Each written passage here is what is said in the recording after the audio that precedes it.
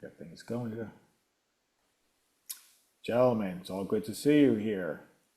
It's the end of April. Wow, can you believe that? May's right around the corner. Hey, very good to see you all. I know we have a little bit of a smaller group than usual. I don't know whether just people are busy. Plus, there are a lot of events going on right now. In fact, speaking of which, I'll just quickly, my announcements are few, but I will cover them quickly. As some of you know, I know Hugh does, that tomorrow is Nearfest 35 in Deerfield. So I'm sure some of you will be going there, Hugh being one of them. It'll be tomorrow and Friday.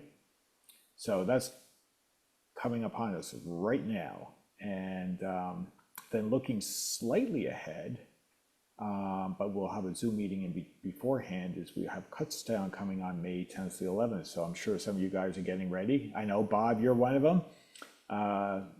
You have to be one of them, I should say, going to Kutztown. So hopefully you'll get some good videos and pictures for us.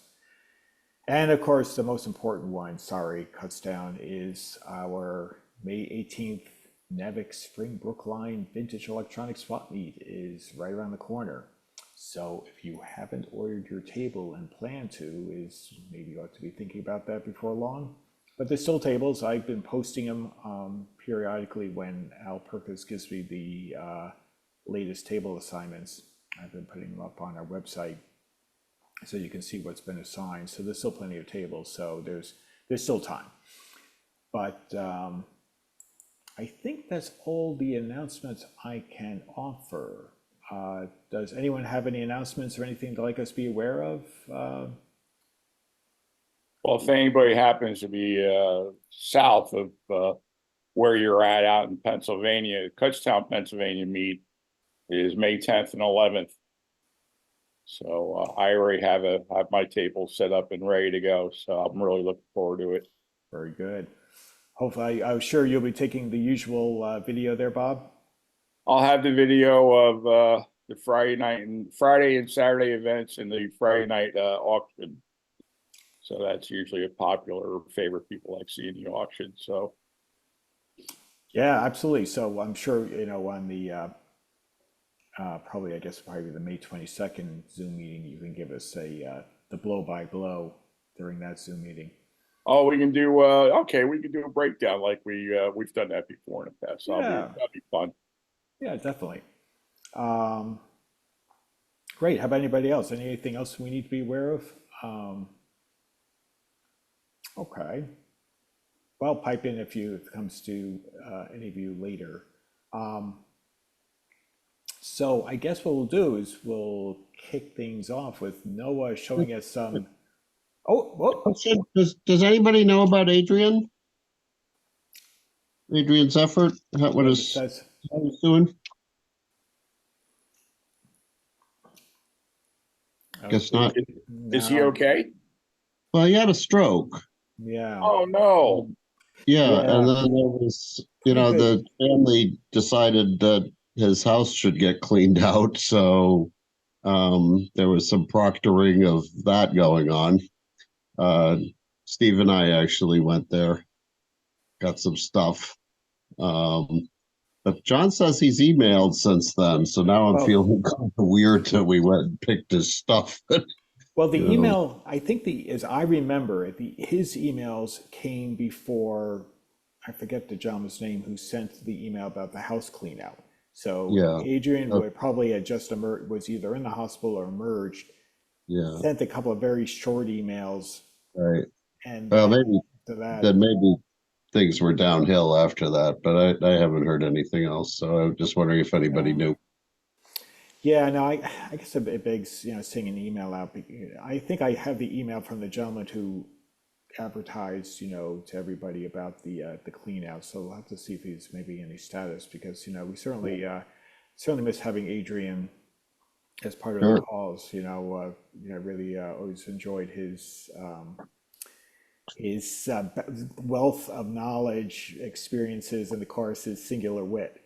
So we miss him. Hopefully he'll be on the mend, and it's hopefully just some time to recover. But I know it's been at least a month probably 6 weeks since I remember seeing the email. So it's been a little bit of a while, but it does take time, especially if it's a serious stroke. But hey, if Adrian has has an opportunity to even play these Zoom meetings recordings, we're all thinking of you, Adrian. So we hope you do get better and able to join us again. So, Okay, but no, thanks. thanks you. No, no problem. So I guess no, I guess maybe what we'll do is we'll hand off to you, and you can show us all the neat things you saw at the Banana Records in Florida back earlier this year. Yeah, okay. Yeah, start out with a little caveat. I mean, little performance anxiety here with the likes of Mr. Bennett and Mr. Gibbons and some of the fantastic photography that they've shown us. I was No, pretty well overwhelmed when I stumbled upon this place in Florida. I was visiting some friends on the Gulf Coast side and stumbled upon this place called Banana Records, which is ostensibly a huge, humongous two-story record collector guy that just he's gotten the word out that if you've got a bunch of records you don't know what to do with them, you can bring them to him and he'll sort through them and cherry pick them and take them and throw the ones away he doesn't want. But along with that, he also has accumulated quite a bit of electronics as far as 60s, 70s, 80s vintage stereo equipment and a little bit of ham gear mixed in and a few older type radios in there. So it may lean a little definitely more towards the Nevic side of what we would want to see here as opposed to the old Nearc side of things. But hopefully hopefully that seeing that on the agenda is not what drove some of the usual attendees away. I'm thinking some people might be on their way to Deerfield just so they can yeah, wake that's up there early in the morning or something. But yeah, no, that's for sure. And of course, had I somehow managed not to forget to send the final reminder this morning, maybe that would help. Be helped. But I completely, I guess I was too worried about the things that were coming on to work this morning that I jumped right onto work. yeah, no big deal. All right, so do you just turn my sharing back on or what, or do I like try to reshare again? No, you should be able to reshare. You have full privileges. All right, let me see here. Let me see if I can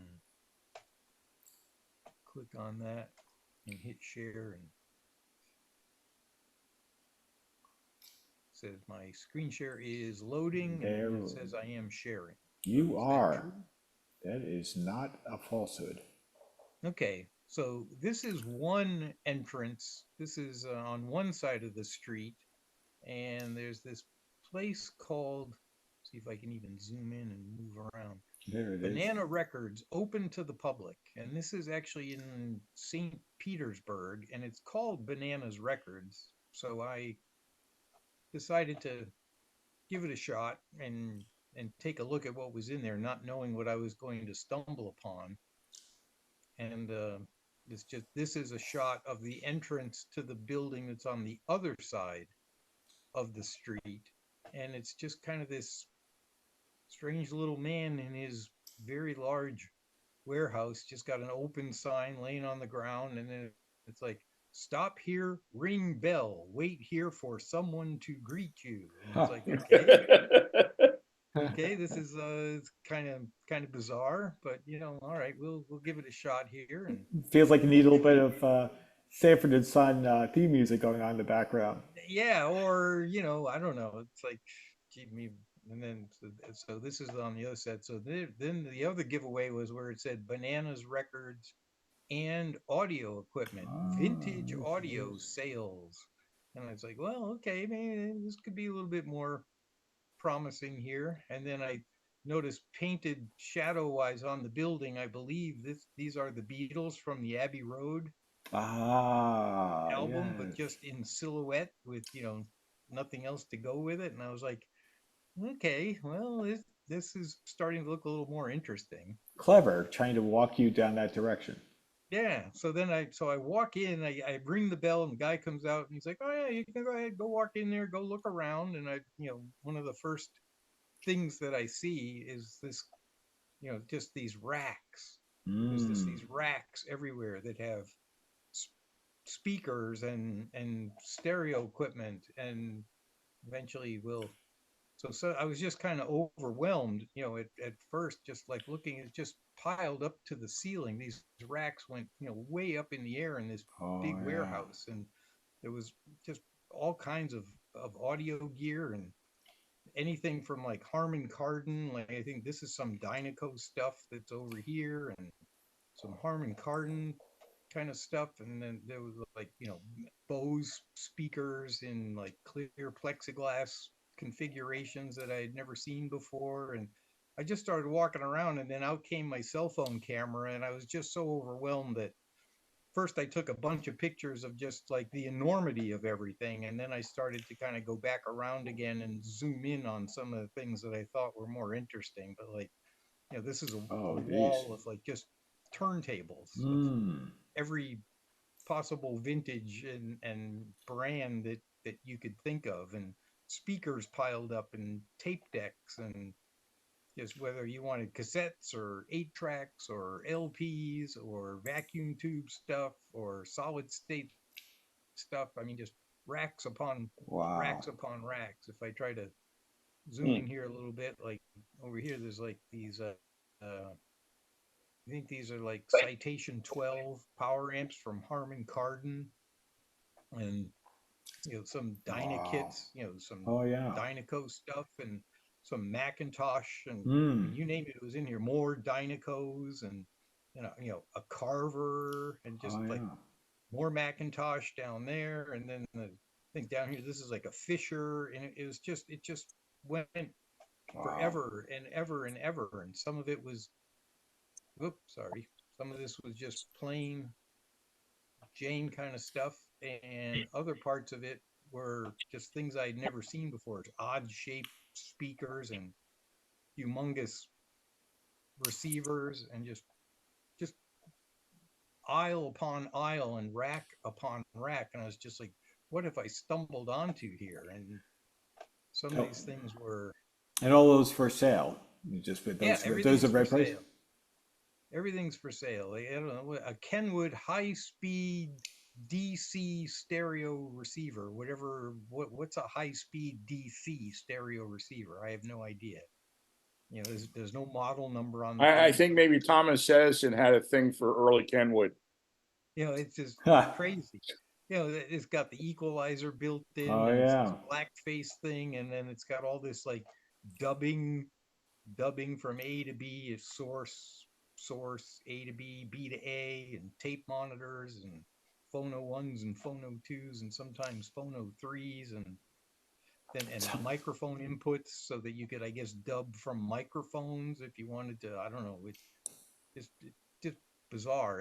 Everything there was Wow. Look at tons of was buttons. it was far from standard. It seemed like everything he liked was, yeah, it was either A big electric bill. Yeah. it had to have lots of knobs, or it had to have lots of buttons, or I think I don't know, he probably should have given away a can of deoxit with every purchase or something, Yeah, that's because probably true. unknown what shape some of this stuff was in here. Like, here's a Pioneer. I'm assuming that's like an integrated amp, like, just tons and tons of knobs and switch. Oh, this was something I have close-ups on some of these later on, but something called a Pioneer Spec 1, Spec whatever a one. Spec 1 is. But I think that's a preamplifier, because next to it is this monstrosity over here that's called a Spec 2. So it's kind of like thing 1 and thing 2, on the shelf. And then over here, But there's some more Dynaco stuff that's over here, and some other just, power amplifiers with no controls on them whatsoever. And it just keeps going up and up, like up to the ceiling. Some of the things I wanted to take better pictures of, I would have I would have needed a step ladder to get up there to get some more pictures of this stuff. And then wow.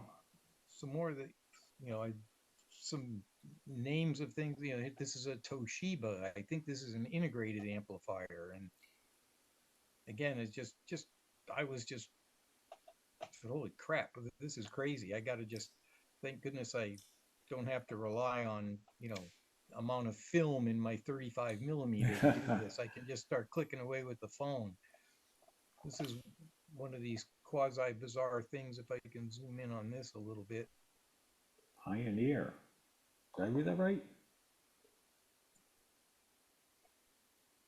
it's a Yeah. Pioneer, but it's called a reverse something or Verberation? other stereo receiver. Is that verberation? Do A I read that? reverberation stereo Reverber. receiver. Oh, it's got the built-in reverb in the amp probably. Yeah. So there's volume, and then there's like tone color, you know, and a Tone selector, and color. not Wow. just speakers A and B, but speakers A, B, and C. You know, and it looks like it, you know, it might be like FM only. Yeah, it I looks. couldn't tell, you know, what was down there. Again, I was like just started running around. I wasn't sure if the guy was gonna eventually, you know, ask me if was I really here to like perhaps buy something, or was I just like in his way. So I was trying to kind of somewhat hurriedly go through here while still being able to take as many pictures as I could Sure. of things. Like this What do guy we over have here. Oh, there? that's a Sansui right there, 8080. There it is. Yep. An Yeah, 88 good call. Look at that, Bob. Why I actually had an 8080 and a 9090 DB. Okay, so yeah, so again, speakers A, B, and C. That's kind of like having a volume control that goes to 11. Huh. You know, and like tone control is not just bass and treble, but we've got one for the mid range too. Yeah. You know, You and know, the then 70s were a fun time for stereo equipment. It's just Yeah. so much excess. It's unbelievable. yeah, different, you know, loudness settings and different tape playing settings, and then a microphone level and microphone inputs. What was the big deal with people wanted to plug microphones in a lot too? But you know, so anyway, and some That's of it pretty was like, cool. you know, some of it was in the wooden cabinets, and others were bare chassis, and some of the stuff was Oh, rack mount. only $975 for that. Such a bargain, huh? I think I paid, I forgot what, I don't even think I paid $100 bill for my 8080, and I think my 9090 DB was probably maybe $150, $150 or Wow. something like that Back in the day. back You in the know, day. this, But now these things are going for a small fortune. you know, Yeah. Well, you saw the Pioneer that Bruce sold. Bruce yeah, Phillips sold like for five, $3,000 or something. 5K, bro. 5K. 5K. Yeah. Well, So it's. so all the stuff in here is a bargain compared to 5K, but like all these different kinds of speakers along the floor, and like, you know, here's a rack. I mean, this is like an easy 10-12 foot ceiling, you know, and the Yes. stuff is like all the way up to here. These are like whatever, you know, this is like a 6 foot rack, and then so then you got all this up above it, and big Yeah. mixing boards. And so this one I have to zoom in on a little bit and see if I can get to a couple of things. So, you know, Oh, look at all stuff this by stuff. Crown. Yeah. There's a Marantz in its wooden case Oh, yeah. over there, and this crazy contraption here. Look at all these buttons and knobs Oh, along my here. gosh. If you It's just just went. the stuff was just crazy. And if I go up here, I get better picture of this, but I think this is a Lafayette. Yeah, yeah, that's a neat radio. Actually, it was made by Kenwood Trio. It's a Okay. main Japan radio, and actually they're pretty decent radios. And then something else up here too, but I think I have better pictures of this coming up. And again, Crown equipment, you name it. What if you could figure out you know, pick a manufacturer's name, there's something by them in here somewhere. And then a bunch of these, like, you know, just spare empty cabinets. Like if you needed a cabinet for your receiver that you had at home, and if you could match it up right and you knew what you were looking for, Right. you know, and more speakers along here and more receivers along the top. Let's see if I can zoom in a little bit on this one. It appears, you know, some more Dynaco stuff, and probably Kenwoods and Pioneers, and so much of it, some of it was stacked on its side, just kind of stuck into places. And this is the thing that, there's a lot more knobs on that guy, some kind of AM, FM, probably, receiver. But there were power amps, there were integrated amps, there were just, Wow. No, I and just it got a just, question. How many hours did it take for your head to stop spinning going to this place? it was, I mean, it was days, you it's like, must have been going crazy, man. I I don't was even know how totally I going would be in crazy. this And place. Whoa. then I turned Oh around and God, went down an aisle to where some of the records were. Where is good this? This God. is this is in St. St. Petersburg. Petersburg, Florida. Ah, I'm just there like we go. boxes and boxes on shelves and shelves and That, Wow. does he sell this stuff? oh Is it yeah, up? everything is for sale. And Yeah. like these are all like the quote unquote where albums got their name, right? Like a photo album. These are all like the Uh-huh. 78s, the 10 and 12-inch 78 RPM Wow. stuff. Some of those in the back, and then some of Is these he real. eBay or does he have a website? Not He's that I got a need website. anything. If you look up Bananas Records, St. Oh, Petersburg, and that's this is right. You down sent this on another around. aisle. Now these didn't even fit on any racks anywhere, so these were all Uh, like lying on the ground, uh, waiting to uh, be categorized and stuffed into places. I remember you sent this around. There was an email about this. Yes, Yeah. yes. Okay, So sorry. so this is a little more of a close up of the. I think this is either Dynaco stuff or maybe it's Harman Kardon stuff. Power amps right here and then more amps over here. These I got more pictures of before with those bizarre things. But I think this is the one up here. This is like they had a pair of like Bose 901s that were made of like lucite or something. So they were like see-through Bose 901s. Wow. Interesting. I'd Never never heard seen of a those. pair of see-through Bose 901s. Those were Dynaco amps. Those are Dynacos? Yeah, Okay. with the chrome on. I was able to blow the picture up real quick, and I was able to see that sticker right there, Oh, okay. where Yeah. the one with the cord hanging out of it. Yeah. So solid state, obviously, I think those are. Probably. And let's see what else have I got going here. And then, if you want reel to reel, now this Oh one, God. Oh this is boy. bizarre, but is this like a quadraphonic reel to reel? Like, why does it have 4 VU meters It's probably a 1973 quad reel to reel. They made them. by What's TIAC? that? TIAC? Yeah, it's Yep. probably a quad. Because Wow. look at all That's the so knobs cool. right here for, it might have like input level as well as output level controls or something. I don't know. Possibly.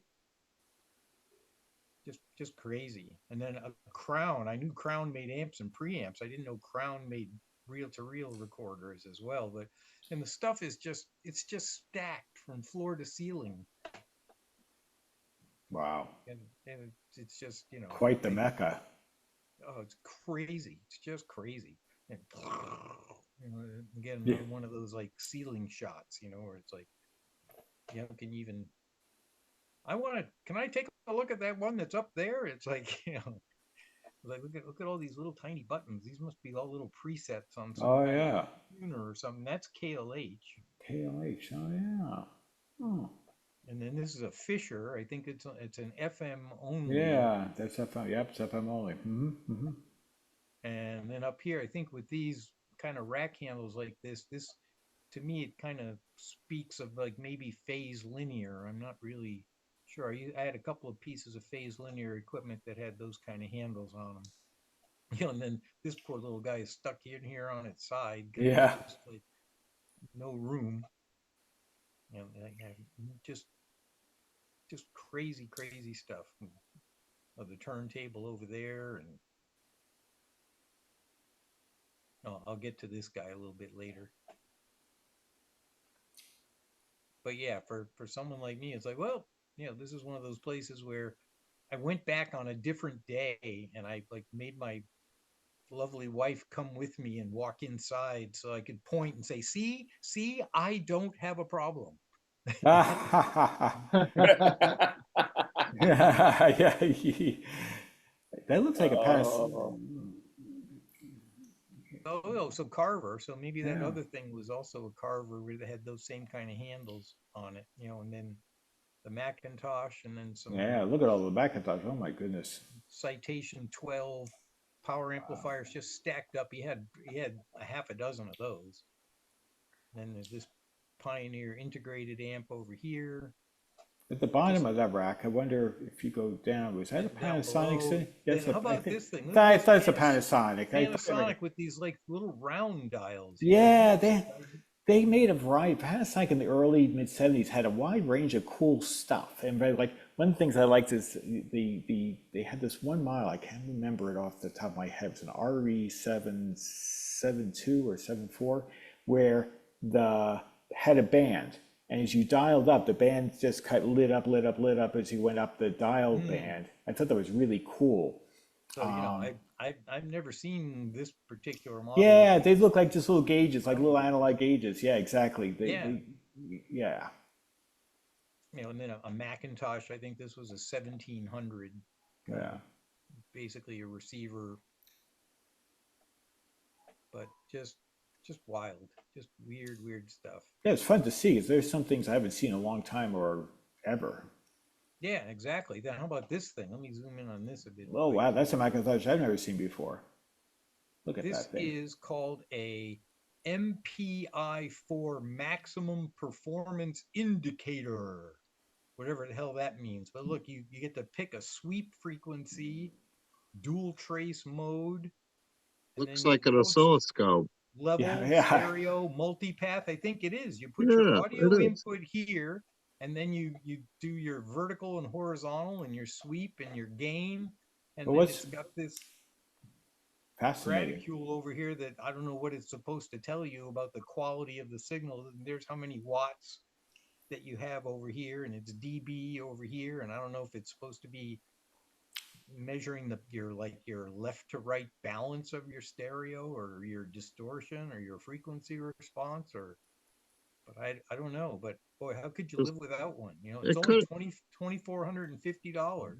might have Wow. had the connection to the FM that displayed the multipath and whatnot that Marantz has on some of their receivers. But this is like a standalone unit that I guess could be used Yeah. with almost anything if you just gave it audio from somewhere. I don't know. It's just like, wow, that's bizarre. Wow, interesting. I'd never heard of it. Single trace left and right. Yeah. Dual trace. Is that Dual trace. So pretty bizarre. I've never seen one of those before. This is a better picture of Oh yeah. this J something or other. model HE30. HE30. That's So a heck of a great radio. How many bands is that? I mean, are those? Well, it's got 4 regular bands on top, and then it has spread bands on the bottom. Okay. 80, 60, 40, 20, it just goes on. Off, receive, send. How about a Q multiplier? Yes. The BFO Q mult frequency. And there's your 4-band. Yeah, I was confused by that. It looked like a 4-band radio on the top, and I saw the band select switch for 4 bands, and it's like, what are these 5 other things on the bottom here? IF gain and antenna trimming, and so There's plenty of dials and switches. exactly. And then this guy up on a Kenwood R2000. I had one of them once. That's actually a decent digital receiver. Yeah, it looks in pretty nice shape too. It's got the electroluminescent blue display up top when it's fired up. With a dimmer. Yeah, you can dim if you're in a dark room or something like that. If you're listening to ham bands and smoking a hookah pipe, you don't want to light up the room. There you go.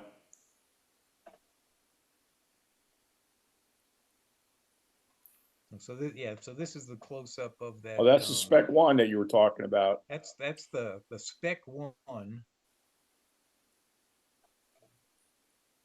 So this I was was thinking, oh my God, $2,600. So 2 bass controls, one for up to 50 hertz and one for up to 100 hertz. And then 2 treble controls, one for up to 10 kilohertz and one for up to 20 kilohertz. volume, balance. Wow, volume goes to 60. Did I read that right? Well, I think it's like, or it's minus dB. So dBs. that's infinity Big. down. So that's Yeah. off. So 60 dB down all the way around to 0 dB. Wow.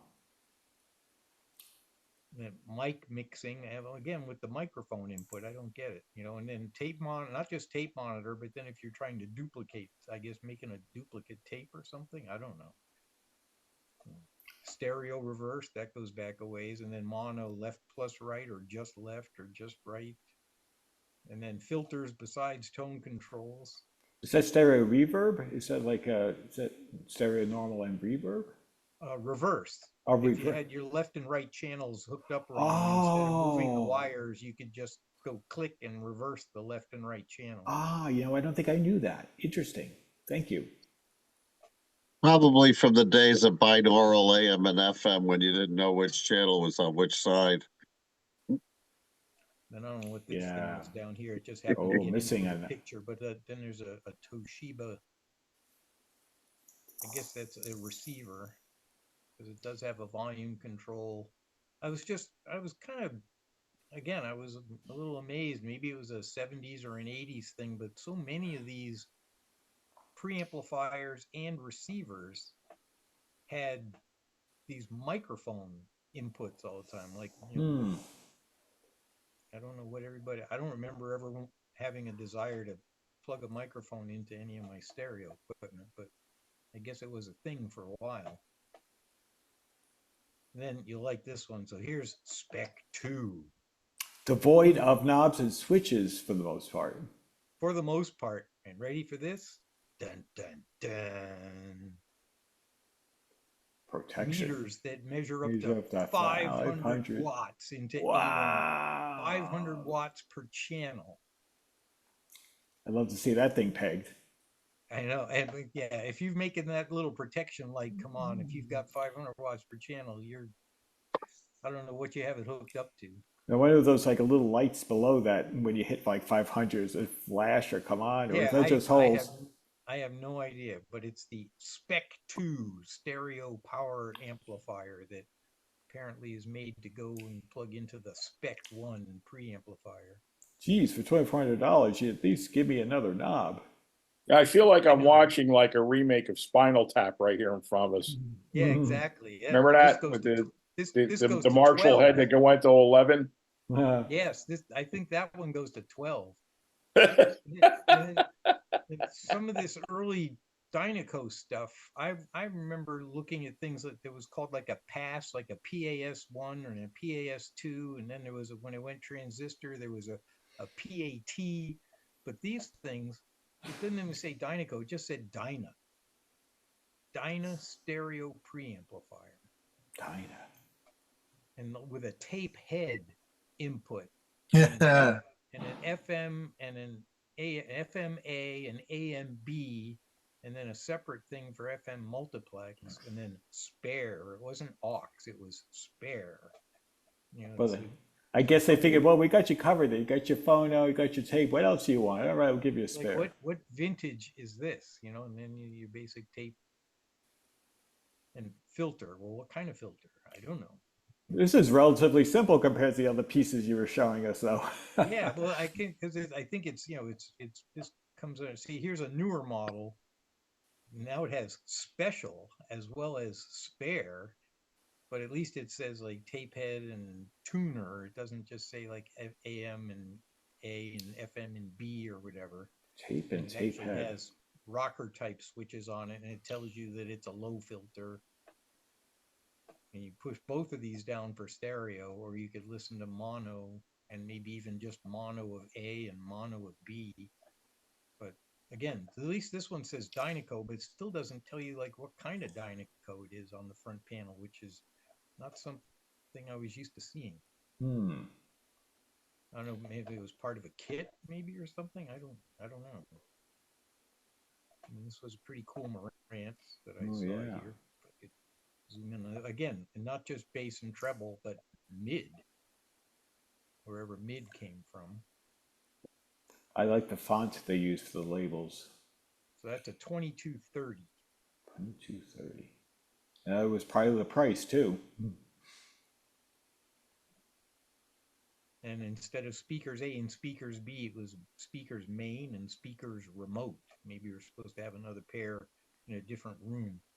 And notice the microphone input is gone, and instead now there's a stereo headphone output. Right. What we're used to seeing. Yeah. Maybe this makes it like, And you know, then late dubbing, 70s. dubbing in and dubbing out. So I don't know, do it reel to reel or some kind of tape deck or something.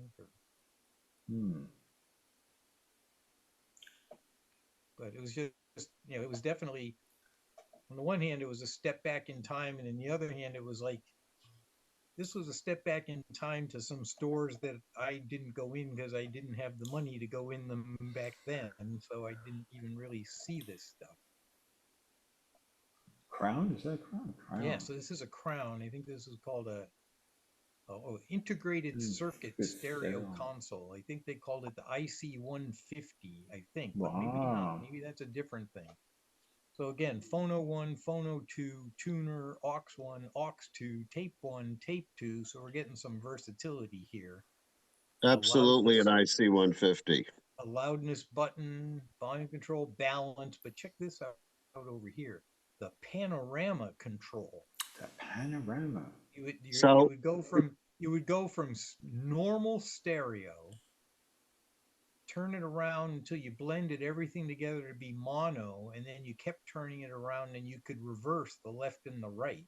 Right. So you would So get this strange panning effect, a panorama control.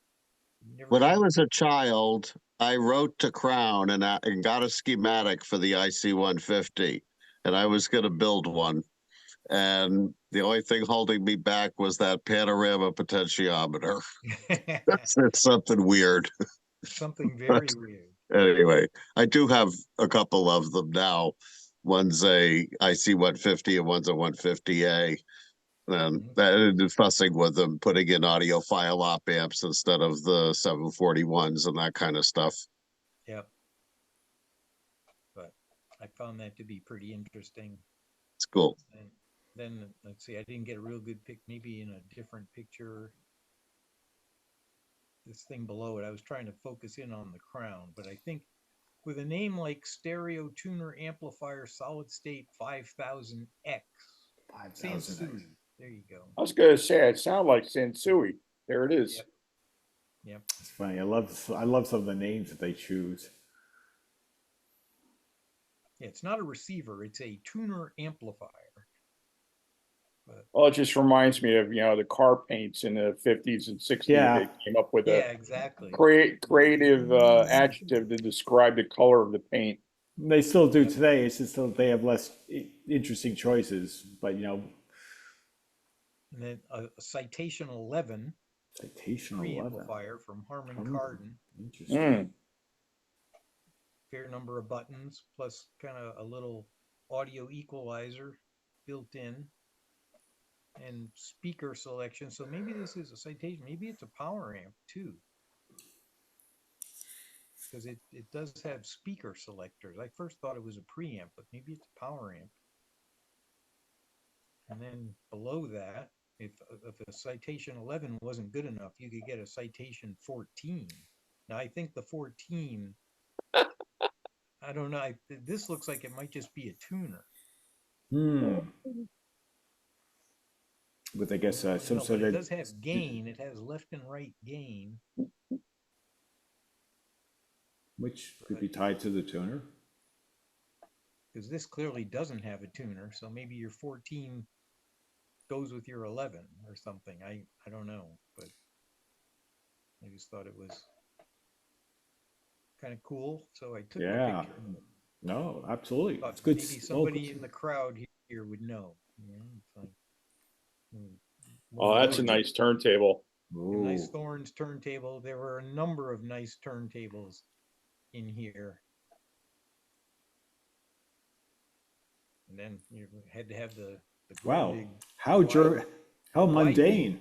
YB400 PE World Receiver, whatever that means.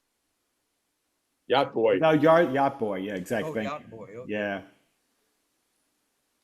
It's funny. It's relatively mundane compared to all the other goodies, but still a good It's piece just, of good piece of equipment.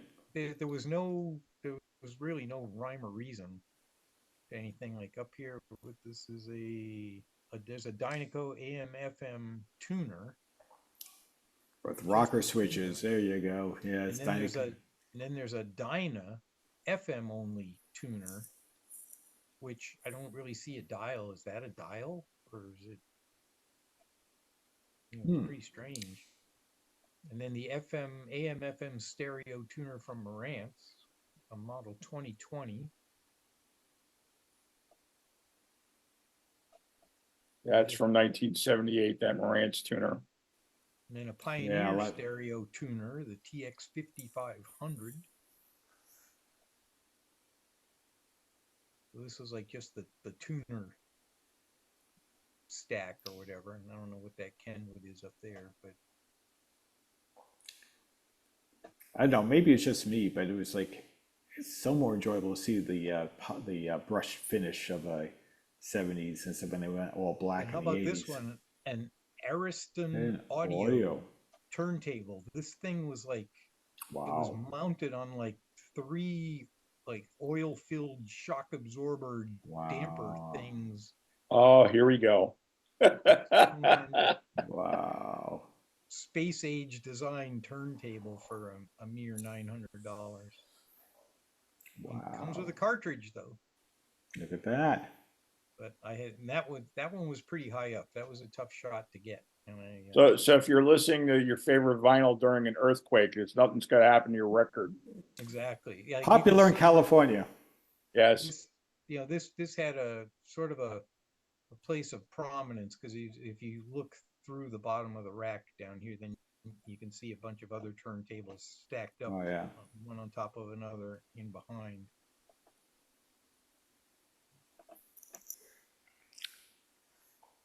Oh, so it's huge. How about this guy? The That's Dynaco, rare. I've seen them. the quad Quad adapter. tractor.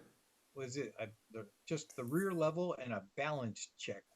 Ford Z4D, it says. 4D, I think. Four Four-dimensional. dimensions. This is Four-dimensional, because it's a quad adapter. So I guess what quadraphonic, I guess. you can add this to your stereo and come up with 2 more channels and a rear level, and then you feed it into a There's a bigger than what people think of cult following for all the quad stuff that came out in '73. Okay. And there's actually a group in northern New Jersey that are all quad collectors, and they all have all this like really weird quad stuff that came around back from that time.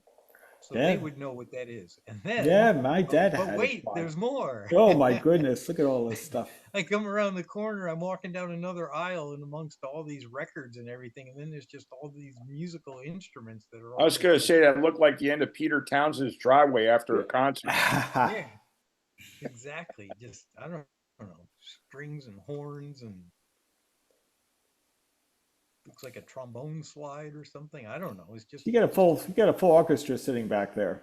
cellos, and there's another horn over there. It's like When he turns out the lights and locks the door, the mice come out and start playing.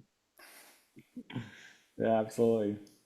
it was just, the whole place was just so bizarre. It's like, it was like, well, what am I going to see around the next corner? You know, it's just like absolutely crazy. And a few more weird things in here. If I blow this up for a second, this little tiny piano here, and then this, like, I don't know whether that's a bass or a cello or something, or what was inside this container. But again, it was like there was just so much of that, and more and more and more records everywhere.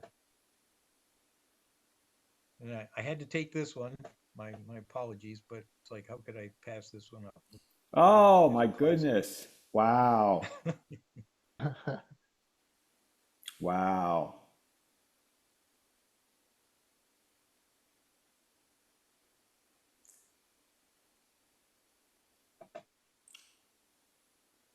And then of course, do not touch anything, because I'm still sorting and still filing over here.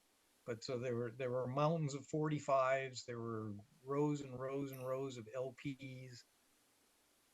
And these were pretty interesting. Somebody here is going to have to know what these are. Pioneer 4-channel receiver. Okay. 2 of them, so you could have octophonic or something. That's like Octomom, Octophonic. The speakers front, speakers rear, tone controls for front and rear, bass and treble, volume tuning, buttons. And This is the golden age. I mean, look at that. It's like a cockpit. That's not a system. It's a cockpit. Looks like maybe a couple of meters over there, and then maybe the dial was over here. I don't know. But Wow, then unbelievable. again, there's 2 of the suckers. I don't even know. So I assume this was quote quadraphonic. 4-channel receiver. So does that mean that they once upon a time somebody tried to broadcast quadraphonic? Well, in the New York area, there were only, I think, 2 or 3 stations that actually had broadcasting quad. Okay. And I guess there was anticipation that there was going to be more, but that never came to fruition. So I don't know what happened in the Boston area or wherever it was that the area you grew up in, but that's what happened in New York anyway.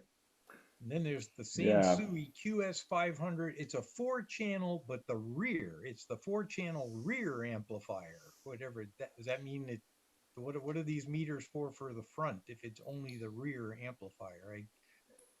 I don't know I mean, what's in the term, right? But Rear it has the famous quadraphonic, symbol of, you can make the adjustment all around. So yeah, rear volume, rear speakers, level set, tape monitor. If you have a lowly 2-channel tape deck, you could have a tape monitor for that. But then here's your 4-channel tape monitor for your fancy TIAC that we looked at before. Front balance, main balance, rear balance.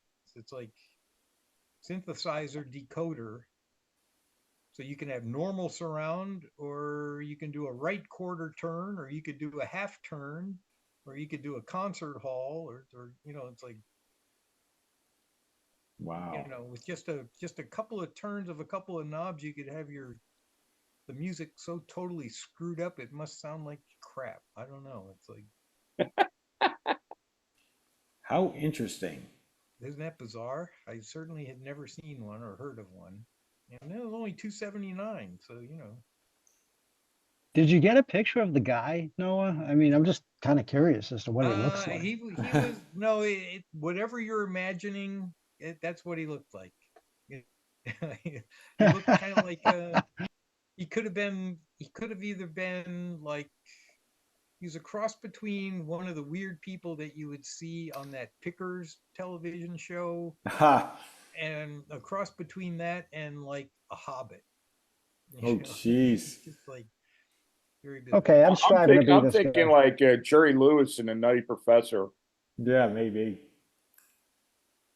He's had to be a really eccentric individual to want to collect all this stuff. Very eccentric individual. There's the Marantz stereo control console, a 3250B. So no tuner on this one, but it was kept going. 2285B. I mean, is this enough buttons for you over here? I literally have that receiver about 10 feet behind me. Do you? Yes, that's a 1978 Marantz. It's 85 a channel, which is way more than enough, because realistically, you're not going to listen to such a thing at 85 watts a channel. You just want to clip all the distortion and listen to it at maybe 3 or 4 watts. With gyro touch tuning. I've always liked the gyro touch tuning that the Marantz. I think that. What's DLB mean up here? Dolby. Dolby. Okay. Mine actually has the little cartridge that goes on the back. So if you were listening on FM to an actual Dolby broadcast, that would light up. Okay. Of course, none of that's around anymore, so it's like pretty useless. But and FM muting and. Funny how they come up with these buttons.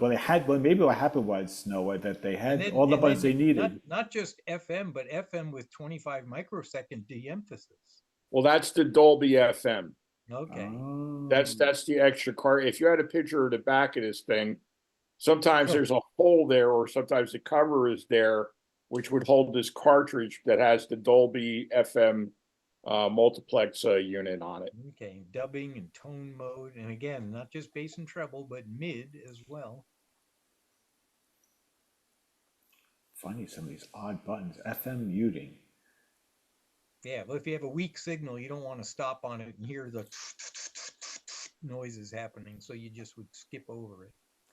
That is funny. I have a feeling they just needed us, they had all these buttons of the ones they really needed, and they had some space. They said, well, let's come up with this. Yeah, and then we'll just put a resistor in series with the antenna.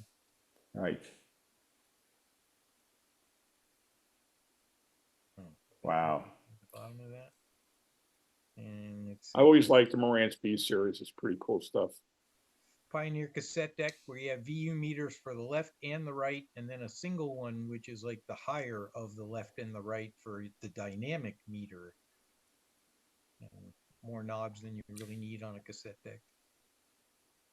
And then if you're into rack mounts, you can have rack mounted reel Wow. to reels. Look at that. And those were Those are both Pioneers? Pioneer. Yeah, because I think they're pioneers. Just look at those things. You don't see those things like almost ever. now you can see two of them. I know. This is quite the place. It was just again 8 tracks, Oh yeah, here we go. records just lying on the floor, just waiting. That might actually even be outside next to the dumpster where I did my shopping. Ah, you do dumpster diving there, Noah? I did. I got about 100 albums out of the trash. Nice. Then across the street in the other building, there's more equipment and more records.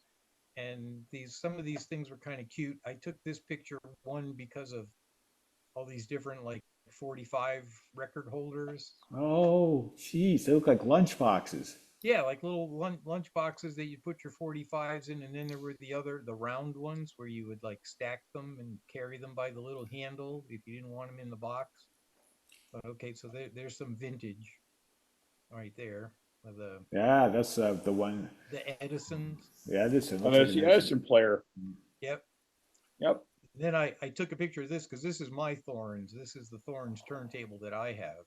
So it's just like, I took that other Thorns picture because it's like, oh, look, a Thorns. And then I got across the street and it's like, no, that's the Thorns that I have. It's not just the Thorns TD125 record player.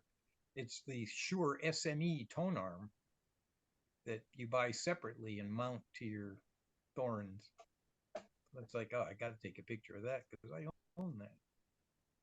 And then across the street, this is where they have the listening set up. So you've got headphones and a receiver and a turntable, and headphones and a receiver and a turntable, so that if as you pick out your records, if you want to listen to them first to make sure that there aren't ticks or pops or scratches or whatever, you can actually sit down and audition the record or records that you want to buy. Which I thought was kind of a nice little feature.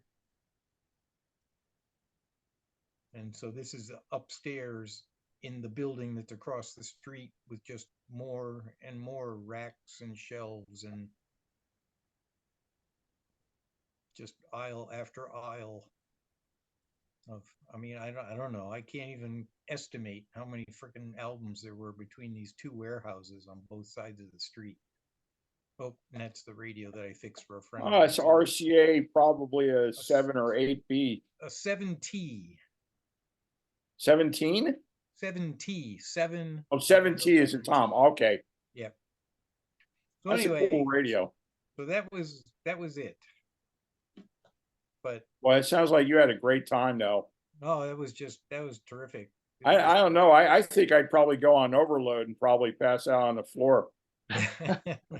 You I mean, wouldn't there's a fall lot. That over. was a lot of cool stuff. Yeah. Oh, and I didn't. I mean, I I didn't take pictures of everything. I was just, these were like the highlights. There were just it was just too many. It was just too many racks. And I have a question. Do you know how long, or I don't know if you talked to the owner at all, but in any length, but how long was he been there for? Definitely going on decades. It's not something that started 3 or 4 years ago. He had been at this location a long time. Wow. And apparently he's going to be there a long time. I can't imagine what it would take to move all those records. When I was a working, productive individual, I actually had an account in St. Petersburg, and I had no idea that this place was even there. Yep. Oh, what do we have there? Something came home with you. Oh, that's the transformer that I thought may have cooked when my buddy's 7T started to smell funny, but it was really just one of those voltage divider resistors. Oh, one of those can dome things. Yeah. Well, these did suffer from transformer failure. Some of them had like Someone really told me that thin transformers on them. I want to jump ahead here a second, just if I get lucky. Uh-oh. Ooh, I saw a what was that? Mopar. That was a Mopar. I That might went have to a been- lot of car shows. Here we go. Now I want to go to this. Boop. This is Totality in Texas. Oh. We were living right where this one's pretty good. If you Wow, that is good. That's a great pull shot. this one up, you can see the solar flares that were Yeah, that's cool. jumping out from behind. It really did get pretty dark. That is a fine photo. Flare shot. That's just with a burning up your cell phone, pointing it up there. Ha. Look at those Some great pictures. sticking out of there. No, that came out pretty well. All right, that's it. I will stop. Well, that was great. Zooming That- photos on here. That was a fun trip. Yeah, Cool. definitely fun. And I went to multiple car shows and car museums that were almost as good as the electronics one too, but that's for a different club or a different meeting. Not this one. That's a win-win. Well, one of these days I'll have to do an outer band. I've been so busy. I have to do an outer band one for for the car things. Well, now that I know how to share, yeah. Yeah. And I got tons of photos from my wherewithal, so hey, before I start showing some photos, hey Greg, would you? I had stacked them up, the photos of the radios you had bought back in March at the Wisconsin Antique Radio Club meeting. Would you be up for me just since there's only about 7 or 8 photos? You up for a quick Sure. walkthrough of them? I probably don't know all the model numbers and stuff off the top of my head, but we. Well, okay, then sorry, I'm not going to share now. Yeah, let's do that because it's worth it. There's some nice pieces that you restored. It'll be a quiz. Name that radio. Yeah. Yeah, well, it's only here, let me just share it here. All right, these are the ones that you had shared with me 2 weeks back. I think these are just the ones that I've restored since then. Yeah. I'm not walking through the swap meet ones yet. 3910. I think it's 39-7. Oh, that's 7. Okay. Philco, yeah.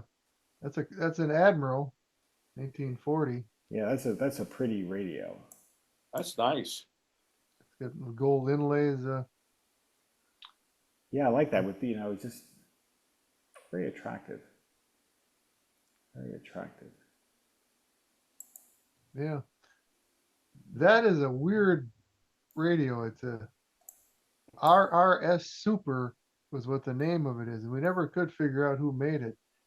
It'll be one of those department store radios.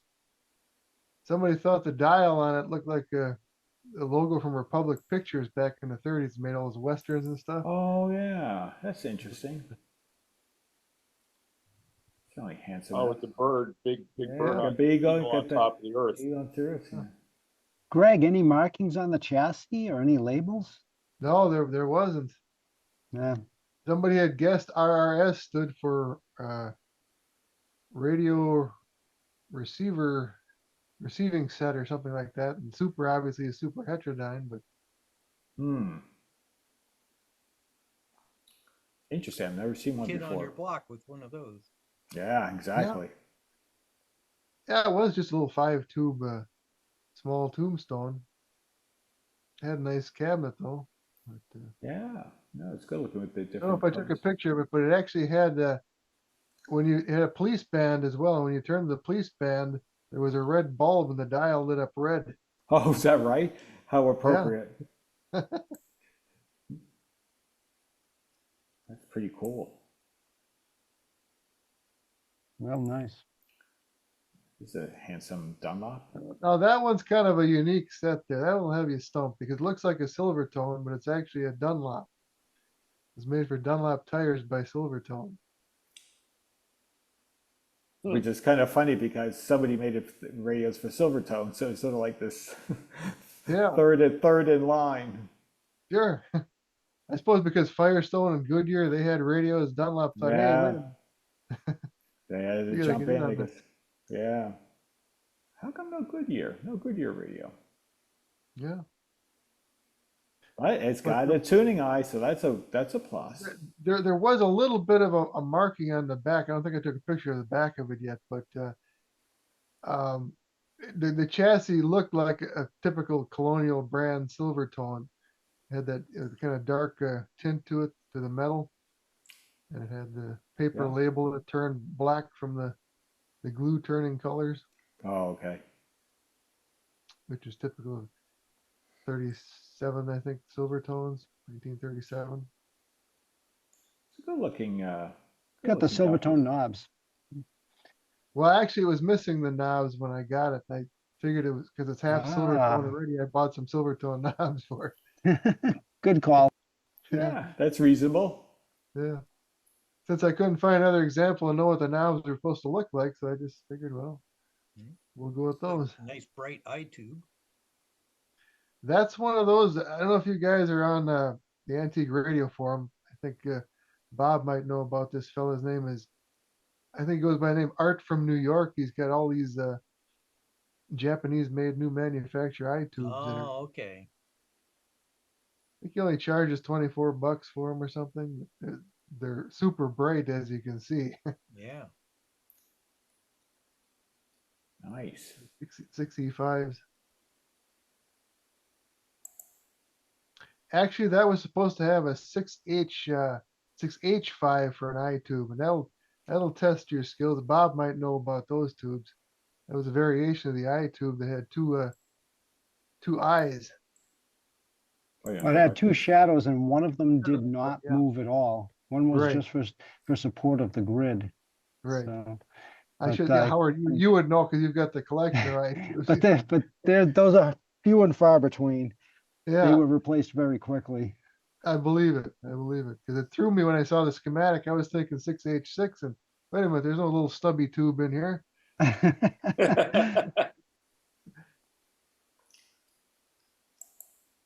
Yeah, that is a Pilot, a 1936, and it's got a Even has the model made number on it. What, yeah they made 193? it yeah they made a tombstone like that, and that was the one where the eye tube was right in the middle of the speaker grill. He used the same Greg, same I have that tombstone, and I'm struggling with the veneer on the edges. The cabinet needs a bunch of work, but I already fixed the chassis. It's a nice playing set. yeah, mine plays good too, but I had the same trouble with the veneer, and there were actually some spots on it where the veneer was missing, and I wasn't going to re-veneer the whole thing. You can see on the bottom where I kind of Yeah. filled it in a little bit there. Oh yeah, I wouldn't have Tried to- seen it if you didn't tell us. Tried to patch some pieces in there. Well, and then when I was toning, I had put sanding sealer on, had it nice and smooth, and I had it taped off to do the bottom ledge. And as I peeled the tape off, there was about 10 pieces came off right below the knobs. So here I am playing jigsaw puzzle, trying to get those pieces off of the tape and getting them glued back in there. I managed to get them back, but yeah, that was a challenging cabinet. So I feel for you, Howard. I can understand what you're going through. I was thinking dial face on this. Yeah, it is. It's one of those deals where half will light up for your police band, and the other half for the shortwave band, and the whole thing for AM broadcast. It's got Right. a bunch of different dial lights in it. Oh, cool. The more the merrier. The more the merrier, right? Big heavy set though. I imagine yours is pretty heavy too, Howard. That thing, I bet you weighs 40 pounds. Yeah, the chassis on that one's pretty heavy. Yeah.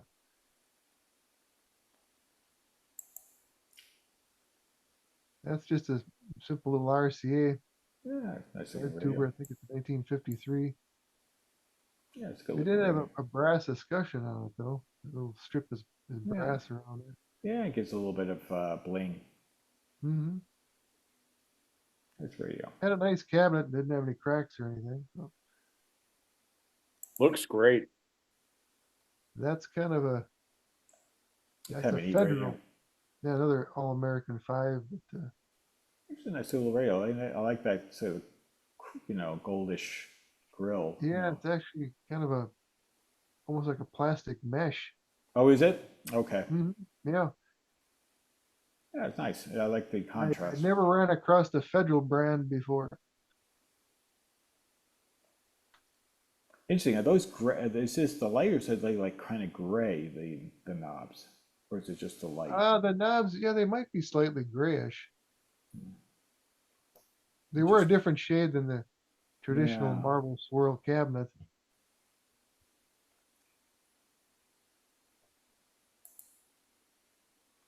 And last but not That's least. a 1946 Arvin with all original paint.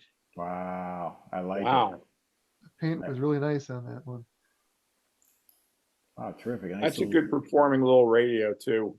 Yeah, it is. Got a- Have to It's keep big. your hand on the back of it. well, this one has a big copper wire loop antenna inside it. That will pull in some stations.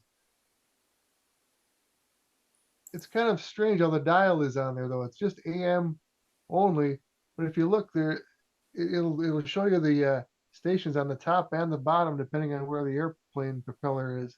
Yep. Oh, yeah. Ha, ha. Because one of the third middle knob, I think, is a tone control. Oh, okay. Cool. And oh, ha, ha, ha. Sorry. That's actually the radio I picked up. I put that at the end. Not Viola. mine. Yeah, this is the only radio to have ever been made in Phoenix, Arizona. I'll be darned. And it's a 6-tuber. It works actually. When I bought it, I couldn't resist because it's the only one that I've ever seen in Phoenix. So I'm like, you know what? Why not? So Must not have any rust on the chassis being from Phoenix. that's correct. That's correct. Just fading from the sun, right? Yeah. It's a rather modest radio. I've done nothing with it. The guy said it doesn't work, so I got it really on the cheap, and it works fine. I mean, obviously it needs a full restoration, but it actually works cleanly. There's little nothing scary about it, but actually the AM picked up okay. It was actually not bad. So for $20, I walked away with something that could be cleaned up. The cabinet is such that, you know what, it's not perfect, but it'd be cleaned up that you could leave it in the original finish and not have to do a full redo. But I have to think about it. The tricky thing would be getting this. If I want to do anything cleanup, is getting this off because it's not screws. They're like those little like pins. Now maybe it'll be easier than I think, but it'll be trying to get those off cleanly without damaging the Aviola badge there, which is like just a thin metal strip. By the way, Aviola, as far as I could tell, didn't last very long. They seem to have started right after World War II, like around 46, and then I don't know, maybe they lasted a decade. But from what I understand is, their factory was replaced by a runway at Sky Harbor Airport, I believe. So, that was we're eminent domains, really, if nothing else. We're taking over your factory because it's going to be a runway. But You know, looking at that dial scale, it kind of reminds me of some of the Philcos of Yeah, 1940, definitely. I was thinking that yeah, too. Yeah. like the 1201. yeah, who knows where they got some of these pieces from? Because, I can imagine in that era, I mean, this is right after World War II, trying to break into the radio market at that point, we had so many well-established radio makers. I mean, I wonder why they thought of doing that, Sure. and clearly the results are not surprising. They didn't last very long and long in the, somewhat in the annals of radio history. But they actually had a couple of units that were actually more attractive. I think they had like a plastic cabinet, which is actually more attractive than wood. But since you rarely ever see aviola radios, I said, why not? And the actually, I schematics just arrived from eBay just not too long ago. I think it just arrived in the mail, so I had to go look at them. But Sure. so there we go. But hey, you know what? It's nothing. This is nothing to brag about. All your other radios, they're far more interesting to look at than this was. But I thought, hey, I'm the only kid in the block with an aviola radio. Well, those off brands are kind of interesting. Like that Federal it's just a 5 tube. There's nothing outstanding, but just because it was a different brand. Yeah, exactly. You don't see them very often. So it's all there, all the pieces, everything, and it works. That's a bonus, But And I'd be willing to bet if you took some Howard's Restore finish to that, it would really pop. yeah, Yeah. and that's why I thought I'd email you just as to get your thoughts on it because it's in my opinion too nice to do a full restore. Oh, and, absolutely. I wouldn't Yep. strip it. yeah, No, because that Restore finish stuff does some amazing magic on certain tops. Mhm. yeah, and I have to look more closely exactly what's on this. Are these nicks or so they just dirt they can wipe off? I have to actually. I've done nothing with this, because I haven't had it very long. It's just saw it. The opportunity was there, and the price was right. All wins. So, we'll see what happens when I get around to it. But We'll have to see the after pictures when it's all done. yeah, it'll take me a little while to get around to it, but you'll eventually. You'll say, "Hey, I'll probably be picking your brain there, Greg." So as I start rolling up my sleeves with it, but first I have to go have a look at it with the. Yeah, But it looks it's- like don't. It looks like don't try to pull the knobs off. If you look at the knob on the left, it looks like there's a little set screw. yeah, exactly. And I do have a set of fine screwdrivers, so that won't be a problem getting that off. So I expect. So yeah, absolutely. So like I said, I'm more worried about is first besides getting the chassis, won't be a big deal. It'll be more just getting this off clean. That I'll bend it or anything. Trying to get that up cleanly, but. We'll see what happens when I get to that. And see what kind of device I can use to pull that off because that's going to be a little tricky. But you know what? It may depend on when I pull the chassis out how they're fastened from the inside. Maybe they'll give me a clue. If Yeah, usually they're just some little brads that are stuck in there. yeah. You get under there with a little side cutter, such a real small ones like you use for cutting capacitors out of a chassis. You can sometimes Get a get really, under- really strong magnet. yeah. Yeah, I'll have to take a look at it more.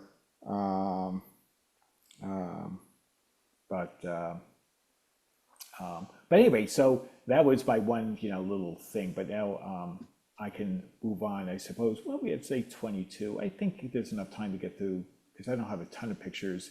These are some older pictures from in October from an Arizona Antique Radio Club meeting. But I just parked them and never got around to sharing them. So we have a little bit of time. So why not? Let me just go back and share because I think I've got them in the deck here. Yes, I do. Here you go. Guys, see that okay, I assume? Oh yeah. This was interesting, and this was like on the raffle table, and I said, I've never seen one of these before, and I don't even know who makes this. It looks think like it's Philco Philco. knobs on there. Is that a Philco AM/FM? I think that's what's a Tropic, a Philco Tropic. Pretty cool. I've never seen one before. I thought, wow, look at that. And in fact, I really kind of liked it. I was like, it's a good thing I didn't buy it. My wife probably would have killed me. But Or maybe it's not a Tropic. It might be just an AM/FM Philco. Yeah, but but I was surprised I didn't see a Philco label anywhere. So I was like, huh, who makes this?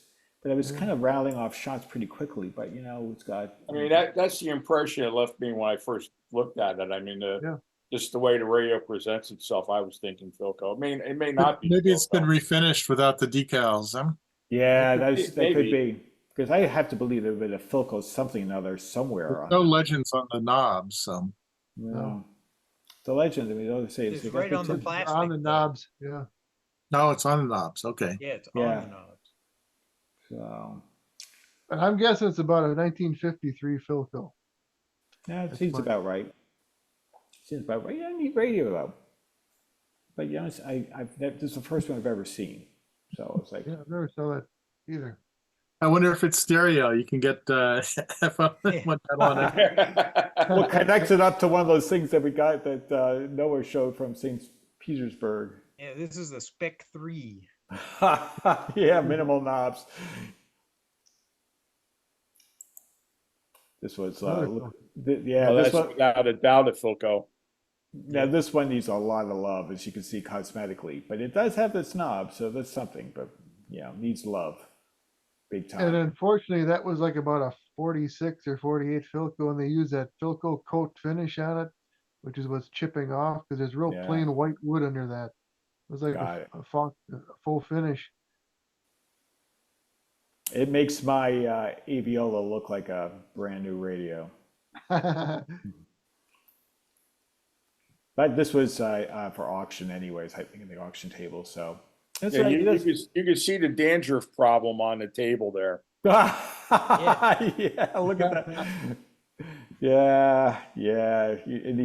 It needs some cabinet and Need some shoulder. head and Don't shoulders. play or Cabinet, something. cabinet and shoulders. Yes. Don't play it very loudly or more stuff will come falling off. Yeah. Yeah. Hey, but- stripper, nah, volume. Bring it up. Yeah, exactly. Yeah, I mean, like anything, I mean, but it's all there, so it's it's got a chance. You have to obviously get some new grow cloth because that's It pretty needs a well little love. Yeah. I Yeah, remember doing one of those once, and I hand painted that white or yellowish inlay in the speaker grill and around the dial. really. Yeah, that would take yeah. So that's supposed to be yellow this year? It wasn't off white. It wasn't. Yeah. Ah, okay. It wasn't yellow. It was kind of in between. Ah, Gill Oh, fan. Ah, Gill yeah. filling. Get the little Some cabinet needs some love. yeah, exactly. It's got cracks, maybe from sitting in the desert sun. Got a few teeth missing there. Yeah, exactly. It's that one. I think was also on the. Yeah, you can see this is so fake. You can't even read the dial face hardly. But yeah, I think this is on the auction table. What the club does, they always have an auction table. Yeah, it varies what people deposit on there, and that was. I think I showed the photos some time ago. I came away with a $5 automatic radio company radio that was all complete, but it doesn't work. But that definitely doesn't work. But it's those AC/DC radios with the plaid, the classic plaid. I think I showed that I think about like a year ago because it easily fit in my luggage to take home. So it awaits. Then I got it for $5. So there's some neat radios they've auctioned off, and this one, it needs love. Wooden cabinet. Here's a GE. Little AM clock radio. Decent condition. It could be repainted and made look new.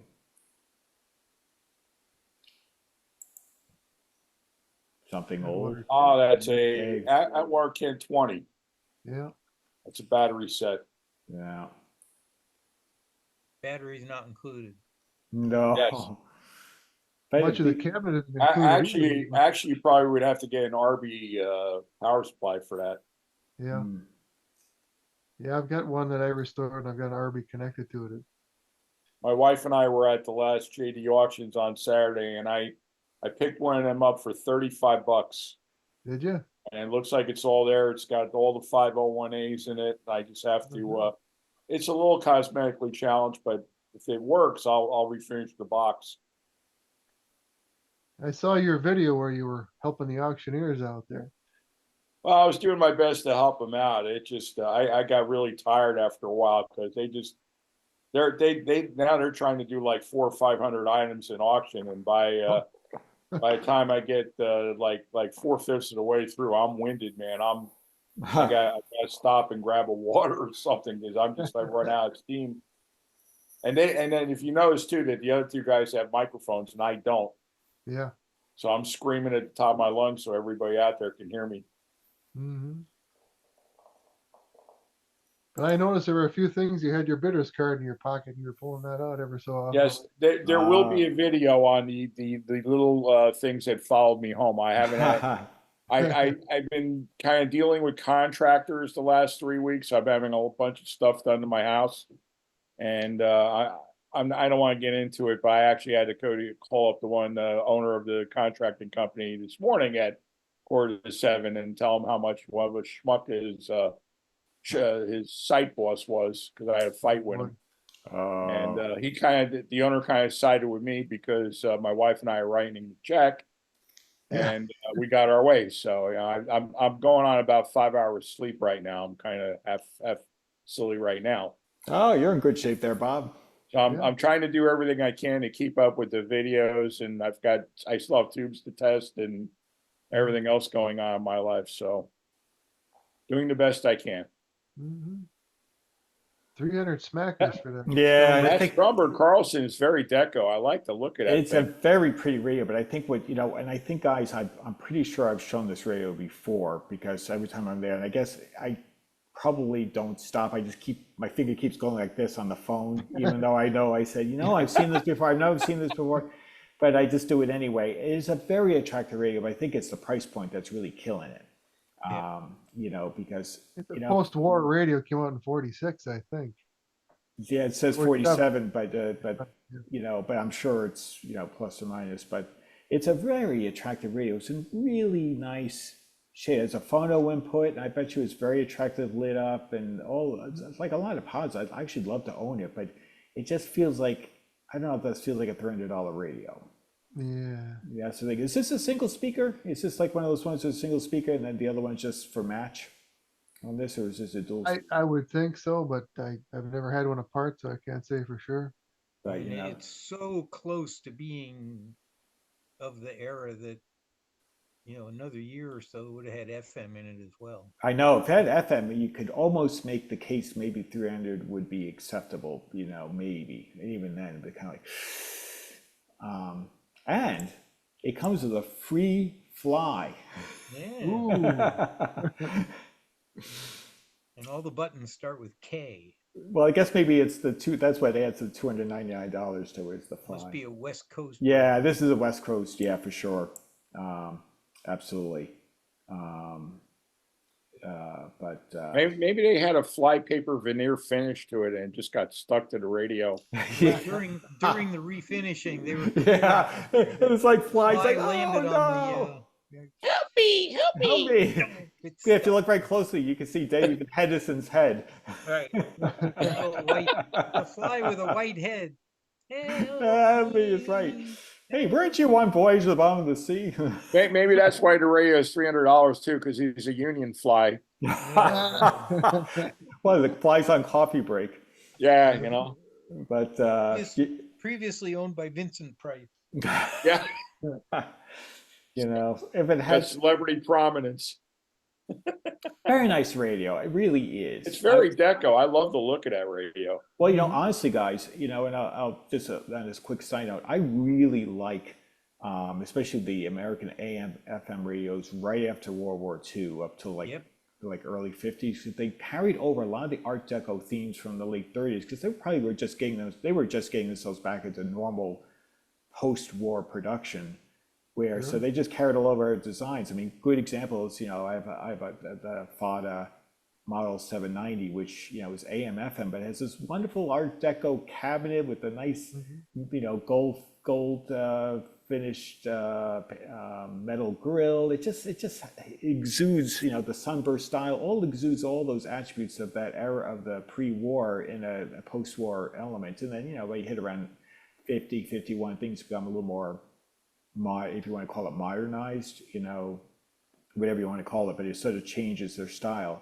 You know, that's why like the Charles Ames, you know, Zenith, you know, it's just absolutely eye-popping, you know, just a beautiful radio from 46. All these radios are just terrific looking radios. You know, I just really become quite fond of them. Oh, nice little Zenith. That is in Me too. spectacular shape. I usually find them things and they're all like, you know, I've had a rough life, but that thing's in really nice condition. Yeah, really nice condition. I can't see the price because I think it was below that, but it was in really terrific condition. I think that, yeah, that's right. There's this paper for it. It's this interoceanic. It's kind of like someone threw a transoceanic in the dryer and left it in there too long, and then that's what came out. There we go. It's So just, one time it was actually a 3000 transoceanic, but now look at it. Yeah. 8 That's an D interoceanic. cells. oh 8 yeah, D cells. yeah. That becomes a 10-pounder when you fill it with batteries. Yeah, Yeah, not C cells, but D cells. yeah. There you go. You get a little bit, you know. I like it. It's got FM. Yeah, it's a very nice radio. I mean, it's nice. You know, everything's in really nice shape. All the knobs are, you know, no pitting. I thought, wow, this is in great condition. That's a clean set. It is. I wouldn't mind owning it, to be honest. Speaking of lots Oh, of what buttons, is that? it's a Lafayette, I think. Oh, Yep. there we go. LR 4000. Move a little to the left if you would. What's it? Yeah. Look, You there's got a composer. and Now a look at full that. logic and a Well, discrete. well, that's the Vulcan mode. Vulcan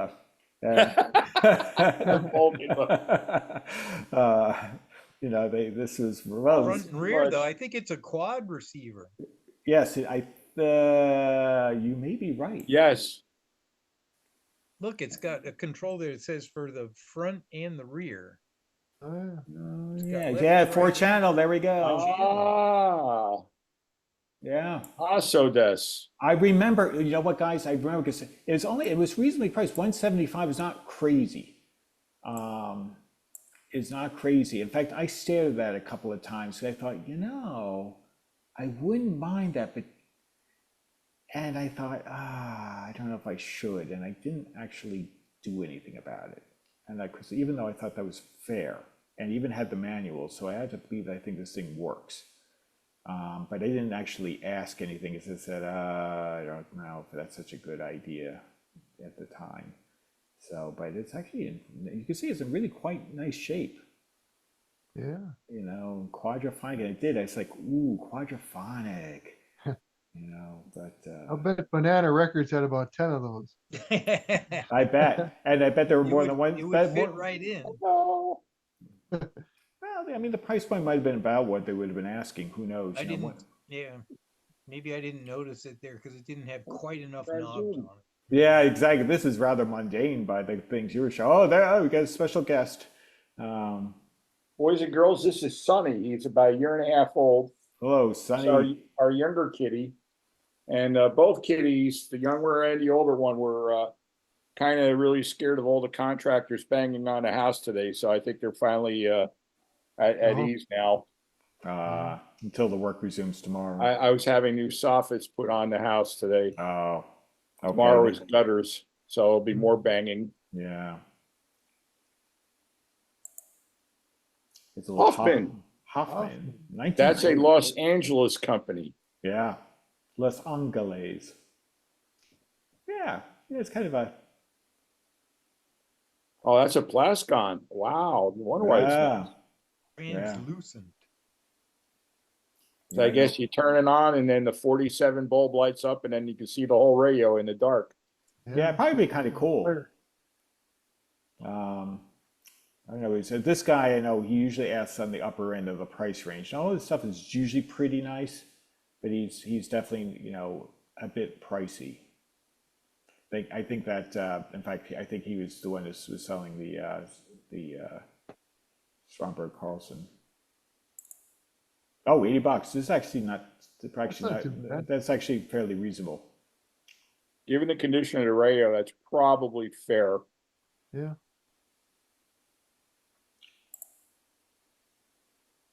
Majestic.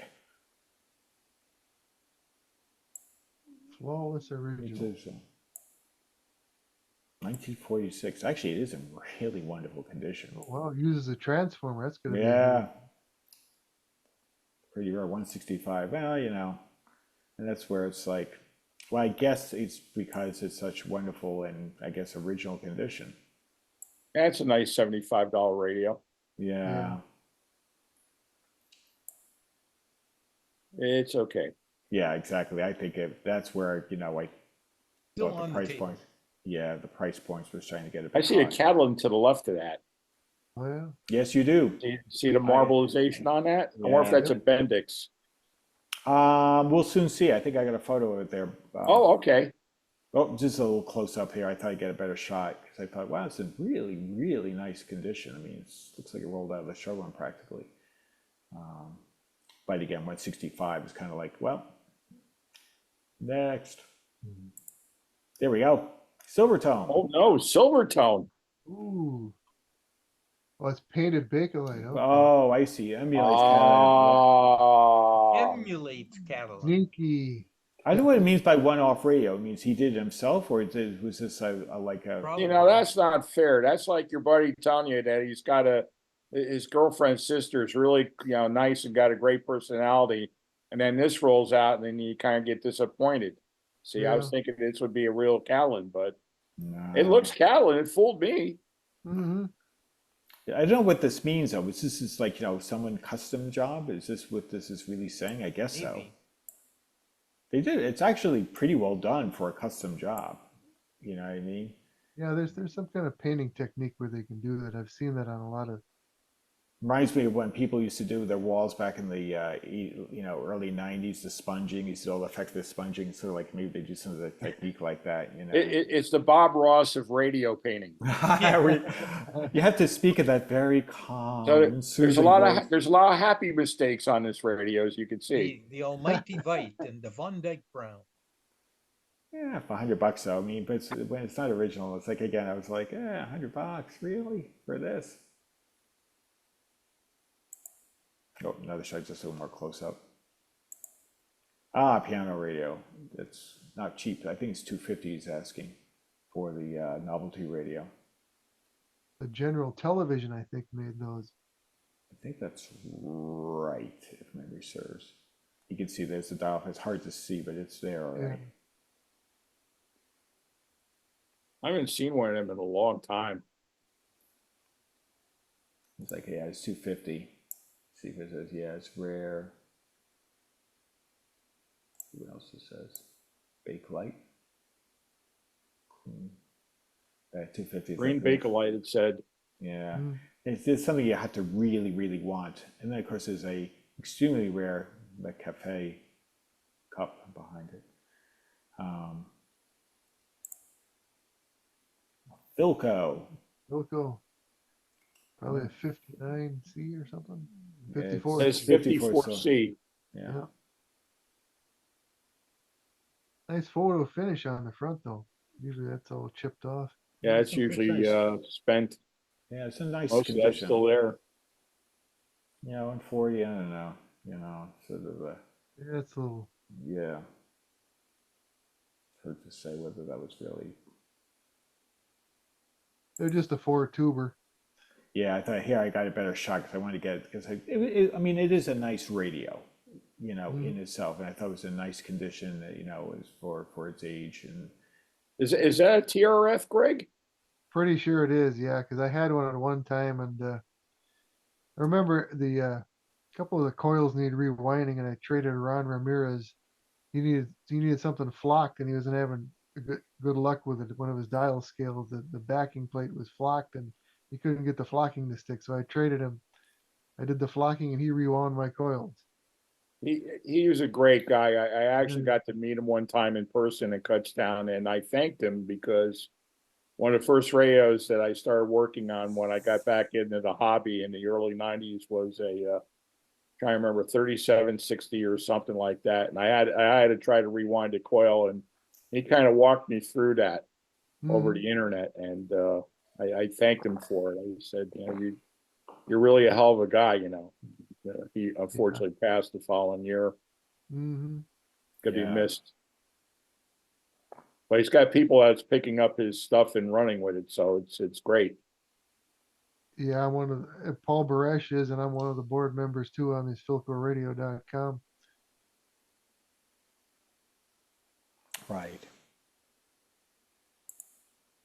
Oh, hey, Oh, I that think makes that sense. It's that this is, feeling of deja vu all Look, over they're again. everywhere. well, no, this is the same radio. I had seen this before, but this is earlier, and he was asking a lot more money. He was asking $50, and I was like, I just couldn't talk myself into spending $50 for the radio. Even though I said, well, it's the only one made in Phoenix, which is really kind of cool. So, you know, but I was like, $50, you know, nah, I don't think so. It wasn't until only recently that the price came way down, and that's where John anteed up for my whole $20 purchase.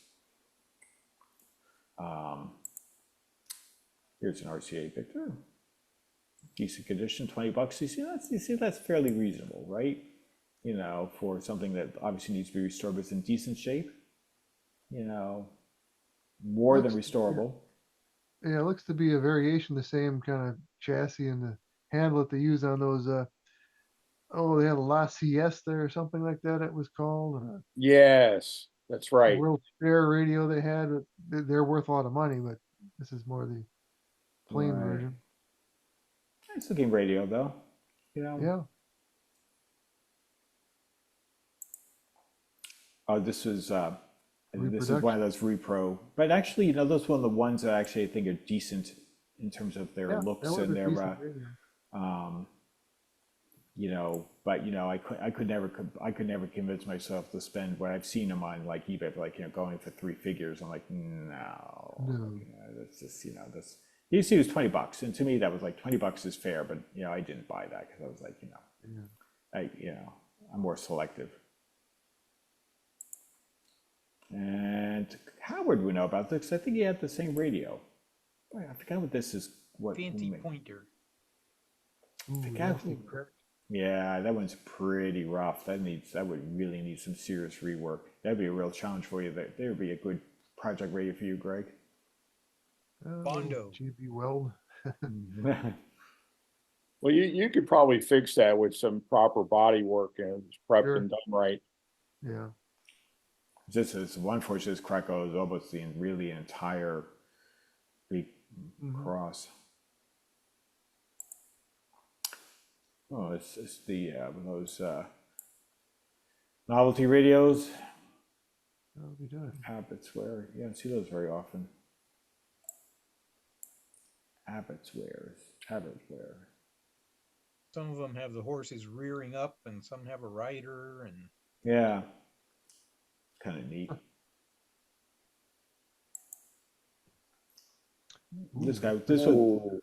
This was playing. This is actually, you know, an arbor phone. You know, I've never seen one before, but I thought it was rather a very attractive looking piece.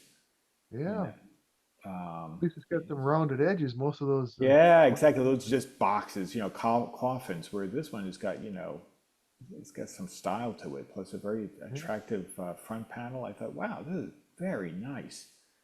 I think it's playing this. I think it has this, you know, battery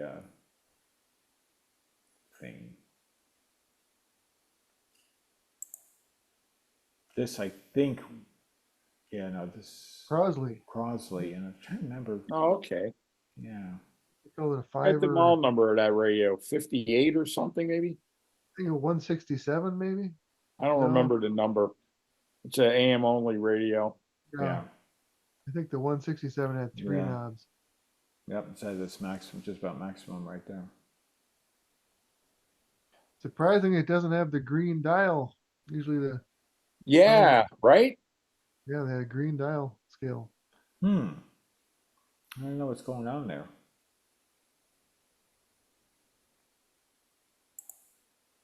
Oh yeah, this was one of those Grundig's concert boy stereos. I actually gave this a long, hard look, but it was because these are nice. They sound great, but and they can be very expensive. And this guy was asking fairly reasonable money, but it has its quirks, being an older radio. And I thought, I don't know. It's one of those things where it has enough quirks that it might need a lot more loving that I'd really want to tackle. So I kind of passed on it. But they are pretty neat radios, and they were one of Grundig's top end units for, this is probably like late 60s, early 70s. You know, the whole night, lots of knobs, you know, and it wouldn't be a German radio with lots of push buttons. And I was always saying some of the push buttons were persnickety, and I thought, I don't know. I figured I'd wait for a better candidate if I'm gonna, so I kind of passed. Not to detract from the radio, but how much were those RCA glasses?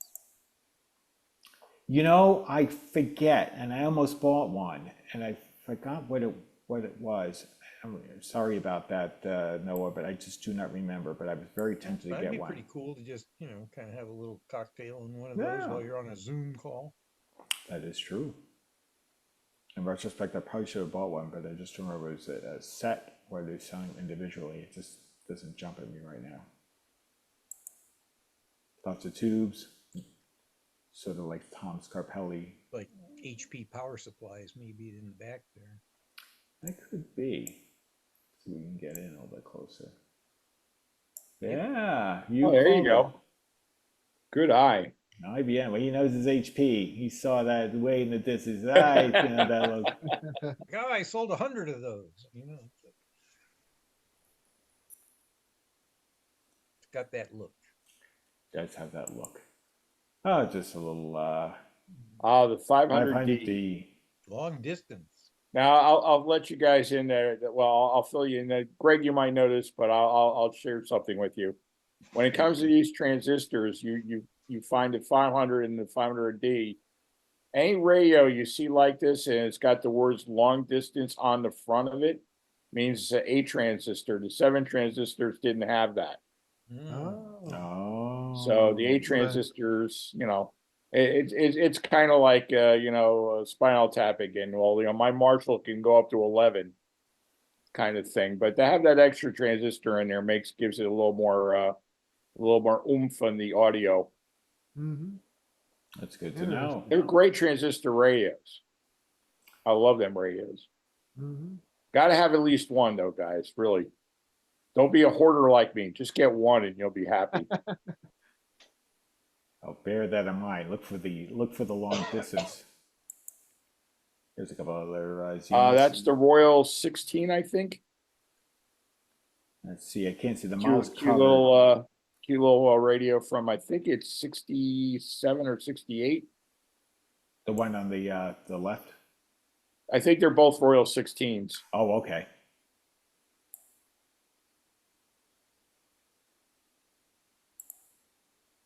There's a Royal 13. There's a 13. That's from 64 or 5, I forget.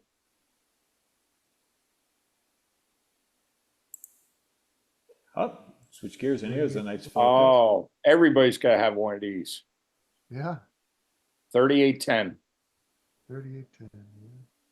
Yeah, pretty nice shape. I mean, you know, it needs a little bit, but nothing serious. They had another one just like that with a different cabinet. One was more of a deluxe cabinet. One was more of a plainer looking cabinet. They're notorious for bad oscillator coils. Yeah, I remember mine. Oh, I've got one of them. 42. Yep. Yeah. I had to find a dial for it though. A dial was missing on mine when I got it. Oh, okay. Radio Days had it. Sure. Yeah, they have a massive wire loop antenna in the back of those. They really pick up some stations. Oh, interesting.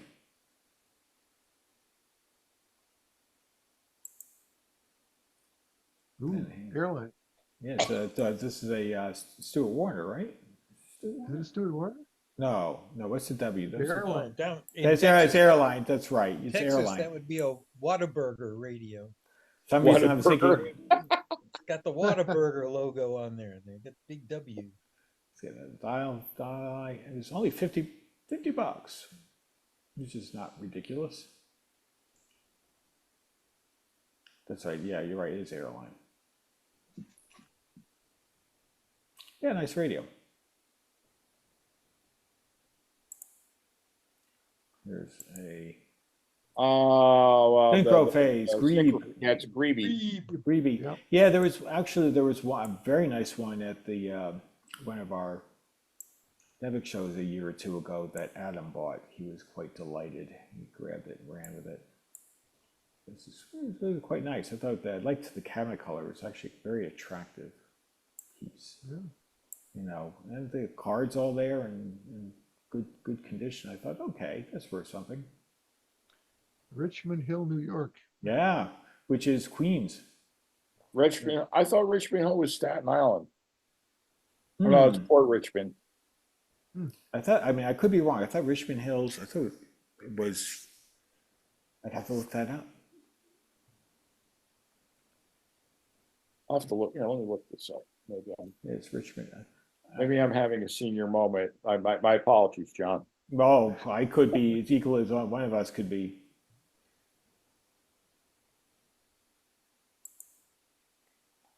So a little closer look in the innards. Looks to be generally all there. You're right, John. I was incorrect. I was thinking of Port Richmond in Staten Island. Oh, that's But okay. it's Queens. And there's a bunch of stuff. Oh, that's I think a Buick car radio laying on the ground. Yeah, I think, hold on, see, I think it is, yeah, it's a 55 Buick, so that's a Yeah. 6-volt radio. yeah. I think I have a better shot of it later, but yes. Positive ground. No, negative ground, I think. Oh, was it negative? The GMs were negative ground. I think that's a shell cross resistor decade there. You hardly ever see those. I mean, it's just got like the vintage test your brain photo here. Yeah, there was just stuff lying on the pavement. It was like, Nice oh, Ohmite resistor box. yeah. Is that Ohmite? I thought it was shell cross. assortment. And that White Owl box, the cigar box, that looks like crystals, maybe? Could be. Or are they plug-in coils? Hard to say. They look like plugs. See plugs here, and they may be. Oh, it's got a Motorola tag on that. Glass jar full of roach clips. Was it say? Yeah. Yeah. Hey, There you White go. Owl invincible. Invincible. As in the smell cannot be. You cannot get the smell out of anything. It's the Yaesu SWR meter. Yeah, all sorts of stuff here. Got a little bit of everything here. Yeah. Proto board. Some kind of little amplifier or something in the far left in the back. Yeah. Oh, what is that? Can't really make that out. What does it say? Something MAN? Is it a Luxman. maybe. Luxman. Oh, Luxman, yeah. High end. Luxman made some high-end stuff. Yeah. Yeah, all sorts of, I mean, stuff. It's a little mini, actually, it's some good stuff. It's like sort of like trying to find the diamonds in the rough.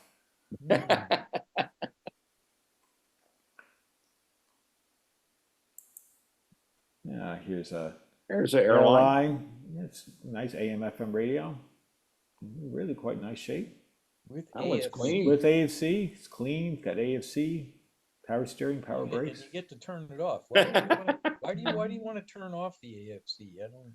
Yeah, well, actually, occasionally I've done that to see if there's any difference, and I don't know. It's marginal. It's whether having control or not makes sense. There may be certain cases where it may actually benefit. If you want to really listen to a radio station, even though it's coming in marginally, you can just hear it. Taking off AFC sometimes helps.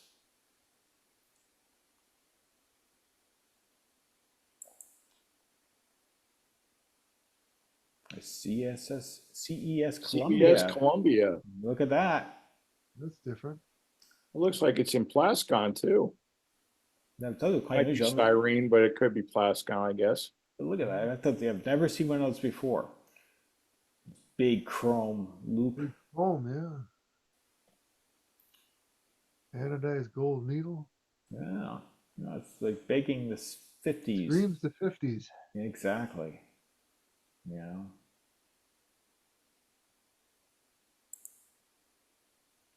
This year. Oh, RCA Victor.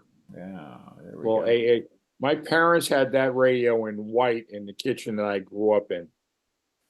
And I think my mother said they got that for a wedding present for when my parents got married in 1951. Wow. So, Wow. Okay. little AA5. Yeah, nice shape. You can see the cosmetically, it's in pretty nice nick. Yeah, it looks like it would be a typical kitchen radio or Yeah. bedside radio. Hmm. Another RCA. Wow. Yeah. Another RCA Victor. Those had kind of a cool dial on them because the Yeah. needle lights up. Oh, does it? Yeah, it's kind of got a little fiber optic thing going where the bulb is in the center and it kind of shines through the needle. Oh, okay. Does it light up the dial face as well, I guess, I suppose, a little bit? Yeah, right. A little But bit. the pointer has a red tip to it. Got it. Yeah. Lights up, it kind of looks like it's glowing. That'd be kind of cool. They came in many different colors. I've seen them in red. I had a beige one at one time. White. There's a Zenith. Zenith. More was his 60s, like what, mid late 60s. I think that's late 50s right there. Really Yeah, Could like be. 58, 59, I think. interesting. So it almost looks more modern than that. Maybe you're right there, Bob. If I could just see the model number, because usually the first letter in the model number could usually designate a year. That's how Zenith rolled with their models. Says Telecron, but it doesn't have the red dot. Yeah, I know, but yeah, that's what I was thinking. It was kind of neat, though.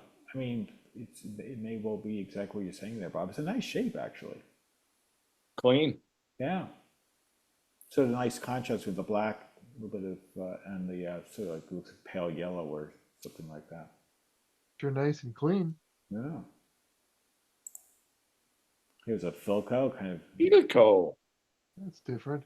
Yeah, I haven't seen one of those before. I thought, well, this is kind of a neat looking dial face. It's kind of this. Probably early to mid 50s. I'd say so. Silvertone. It was actually kind of nifty looking radio too in its own way. I got a little bit of cracky by the speaker. Yeah, Right. exactly right. There you go. I restored one of them about 3 or 4 years ago for someone that was a heirloom piece, and I was really surprised how well Sears made these radios. I was just really impressed with the overall build quality. I mean, it was right up there with an RCA or a Zenith of that era. Good performing little radio, and they made them in different colors. Yeah, that one looks like it has a little look of the Bulova to it, you know? With the Yeah. gold and white. Yes. Yeah, that's actually a good point.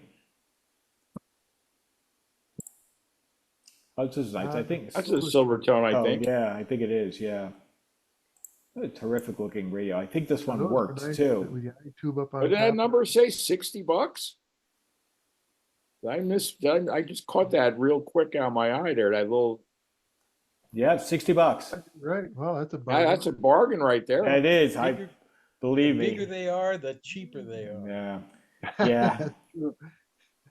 Well, there was a fellow that he kind of mentored me into ham radio, and he's a silent key now. But his favorite line is that the bigger the radio is, the better it works. Yeah.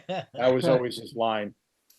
There you go. Well, So but the same guy also had a couple broadcast transmitters in his basement shack for being on 160 meters. So converted broadcast transmitters.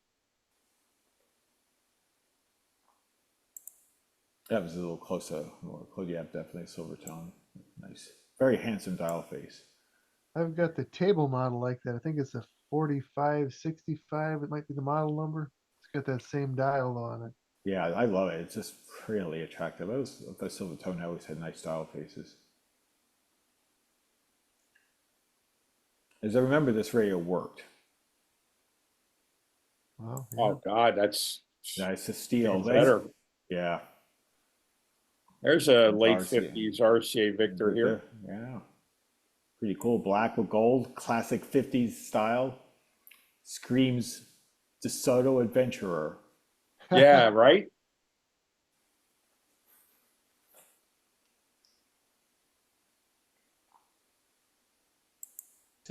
What's in the middle on the bottom? What? Is that an earphone jack or something else? I think that might be. Yeah, it's the earphone jack. Yeah. That's pretty cool. If I could see a price on that thing. Yeah, I think it's obscured. This is sort of neat. This. Who makes this? Is this Phillips? That is a Pencrest. Pincrest. Yeah, you see the little P on the bottom there? With the- Yeah. I was wondering, I said, geez, I don't think Phillips had that kind of icon. So I was Never thinking, heard what's of it. P? Yeah, I know. That's what. What's it? I think they were sold by J.C. Penney, if I remember this correctly. So they have been, interesting. Twin antenna, AM, FM. Oh, it's even got a little dial light on top. You see over the upper left there? Yeah. Yeah, The Little button. yeah. That's This not one, that's not the Maxwell Smart self-destruct button. That's a dial light. just looking at the way this is good straight, I bet you this is made in Japan. I would think it's got all the looks of a Japanese-made Yeah. radio. Because For sure. airline had. It's funny how airline transitioned from. They had a similar style where it was the last year's made in Japan. They cut over to the ones made in Taiwan, which the quality is very good, but you can see the differences, the subtle differences. They look a lot like this, and then the ones in Taiwan look maybe had a slightly different look. But I'm happy. I've got two airlines that were made in Taiwan. They're 1974, and they're terrific little radios. Pick up really good stuff. I paid like silly money for it. It's like $20 or $25 to look like it was brand new. But I thought it was a neat radio. I've never seen one before, and I thought, well, let's look at that size of that dial light button. That's Can't miss that. This is a European radio, and I wasn't sure who made it because I didn't have the time. It's like $10. It said it doesn't work, but I'm like, oh, I don't even know who makes this, and I'm like, again, you have to be picky sometimes. But this is definitely more than likely a German radio, but I just didn't know for whom, or unless it's a B&O or something like that. But definitely European. Real primitive looking dial pointer on that thing. Yeah, I figured this thing had plenty of problems to deal with, and I said I think that will save my $10. That for a display unit though, it's so weird and different for $10. Yeah, it's really have to true. work, or you just kind of like look at it. It's true. It did catch my eye, and I said, huh. Emerson. Hey, I have one of those. Yeah. Oh, the classic Emerson flip top portable. Well, or but does it have 15. the power supply with it? That's the big question. I didn't Probably check. not.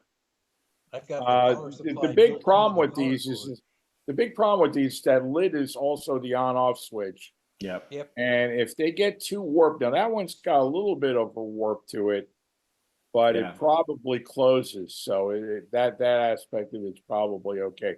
But every one of these I see the lid is warped on it.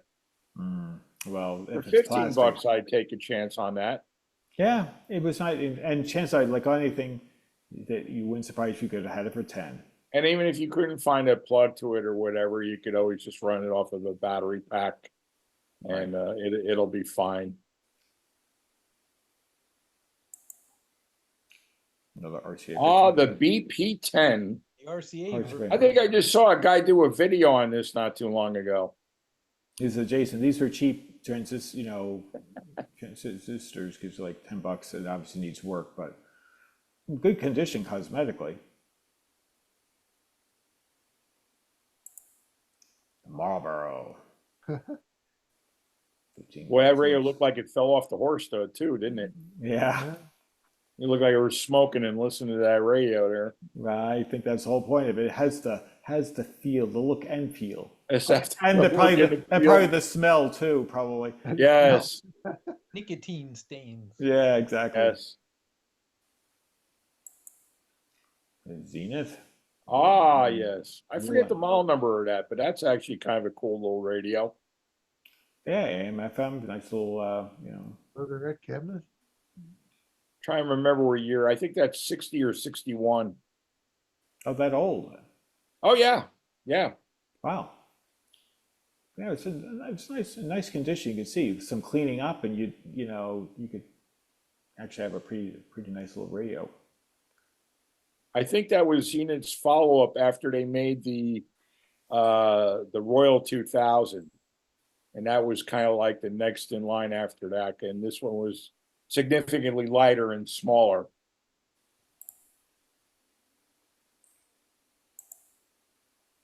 Westinghouse. I see those that often. Westinghouse. I see that Made very in often. Metuchen, New Jersey, by the way. Ah, That's only about 11 minutes from my house here. that's funny. Ah, here's a little bit better look at that. I think I came back and grabbed another shot, but I was still kind of, who We're still May- thinking about it. $10? It really is actually a bargain for the price, really. But but I don't know who made it. A mystery. Play- Oh, the Play- hipster, huh? The hipster doofus. 2-track, channel 1 and channel 2. Unknown, $8 unknown.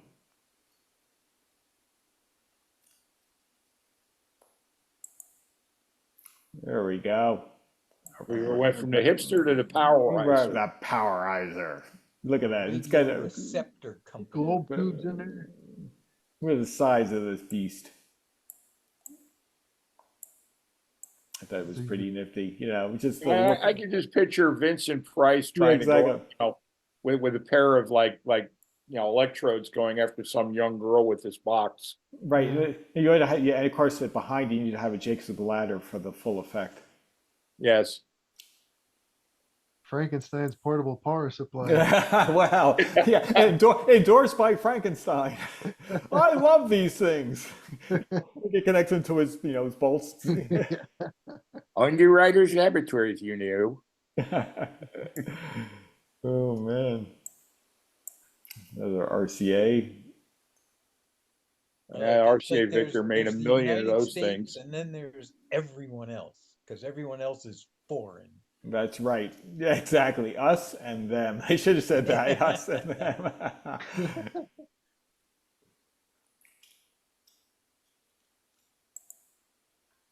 This is sort of a neat little clock.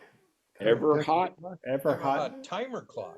It's Everhot timer clock, so you can plug things into it in the back. Yeah, exactly. Or you touch it, wah! Yeah. It burns you. But yeah, I thought it was pretty, obviously had some controls, and it's actually kind of unique. I thought it was kind of cool. Yeah, plug your percolator into it, so you got coffee in the morning. Yeah. $50.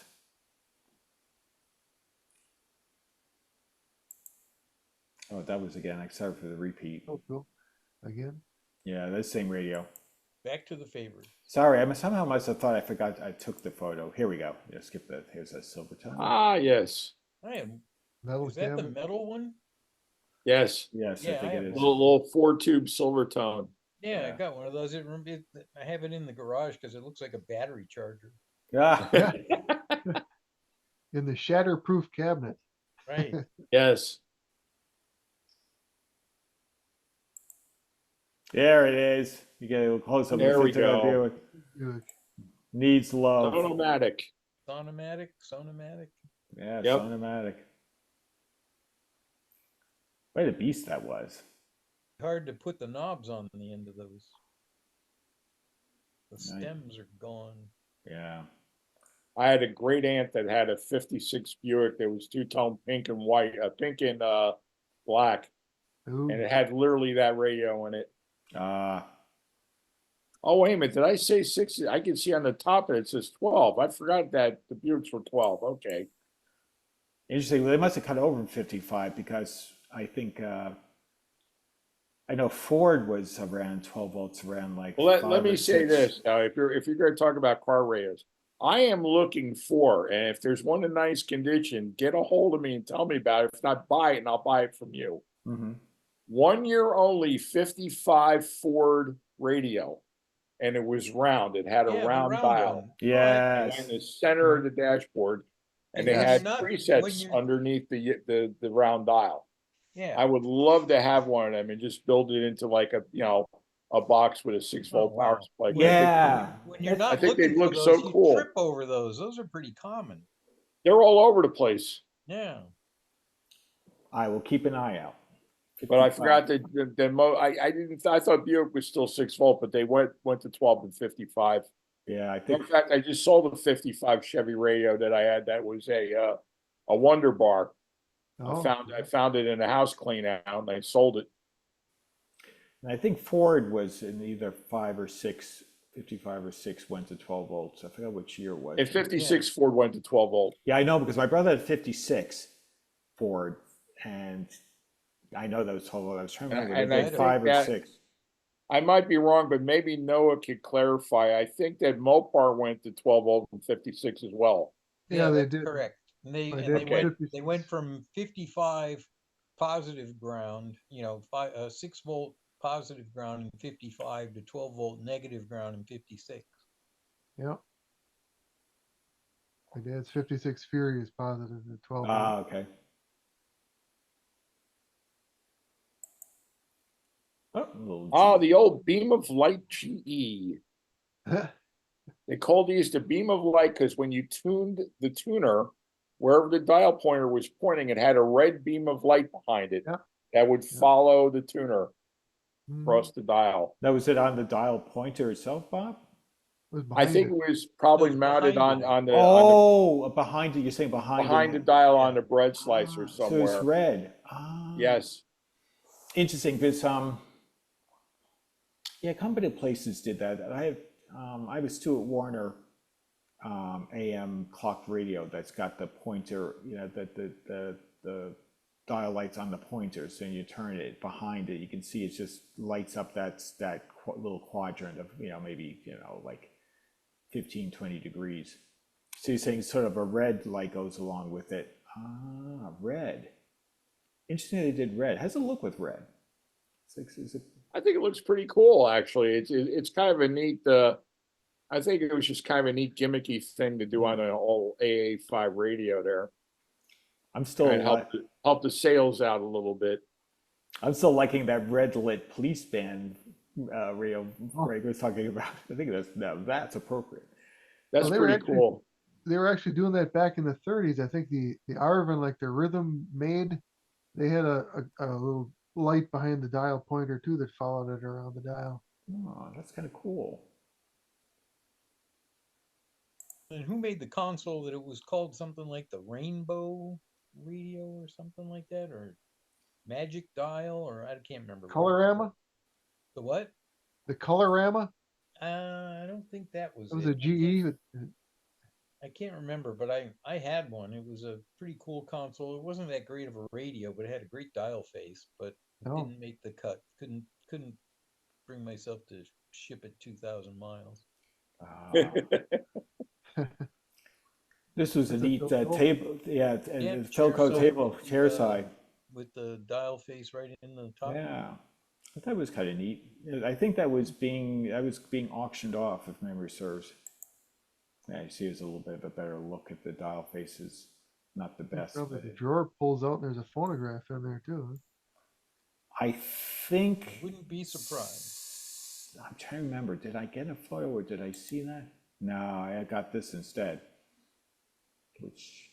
That's a 48 Philco. That's a Yeah. Philco. Yep. And that, boys, was it anyway. So we'll never know whether I had a turntable.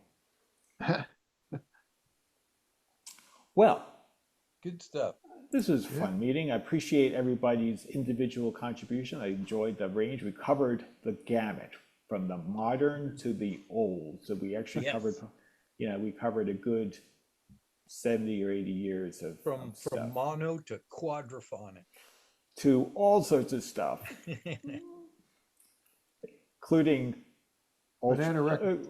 including Vulcan mode with the logic, the That's high it. logic. Yep. That So was if funny. you're ever in St. Petersburg, Yeah, no, absolutely. I'm going to add that to my. If I go down, we eventually. I don't know when we're going to do this, but hopefully in the next year or so, we owe a trip to Florida, and if I can find my way to St. Petersburg, I will definitely try to make a stop in. there's an awesome Italian, I don't know what to call it because it's something. It's within it's right around the corner, within a mile or two of that place.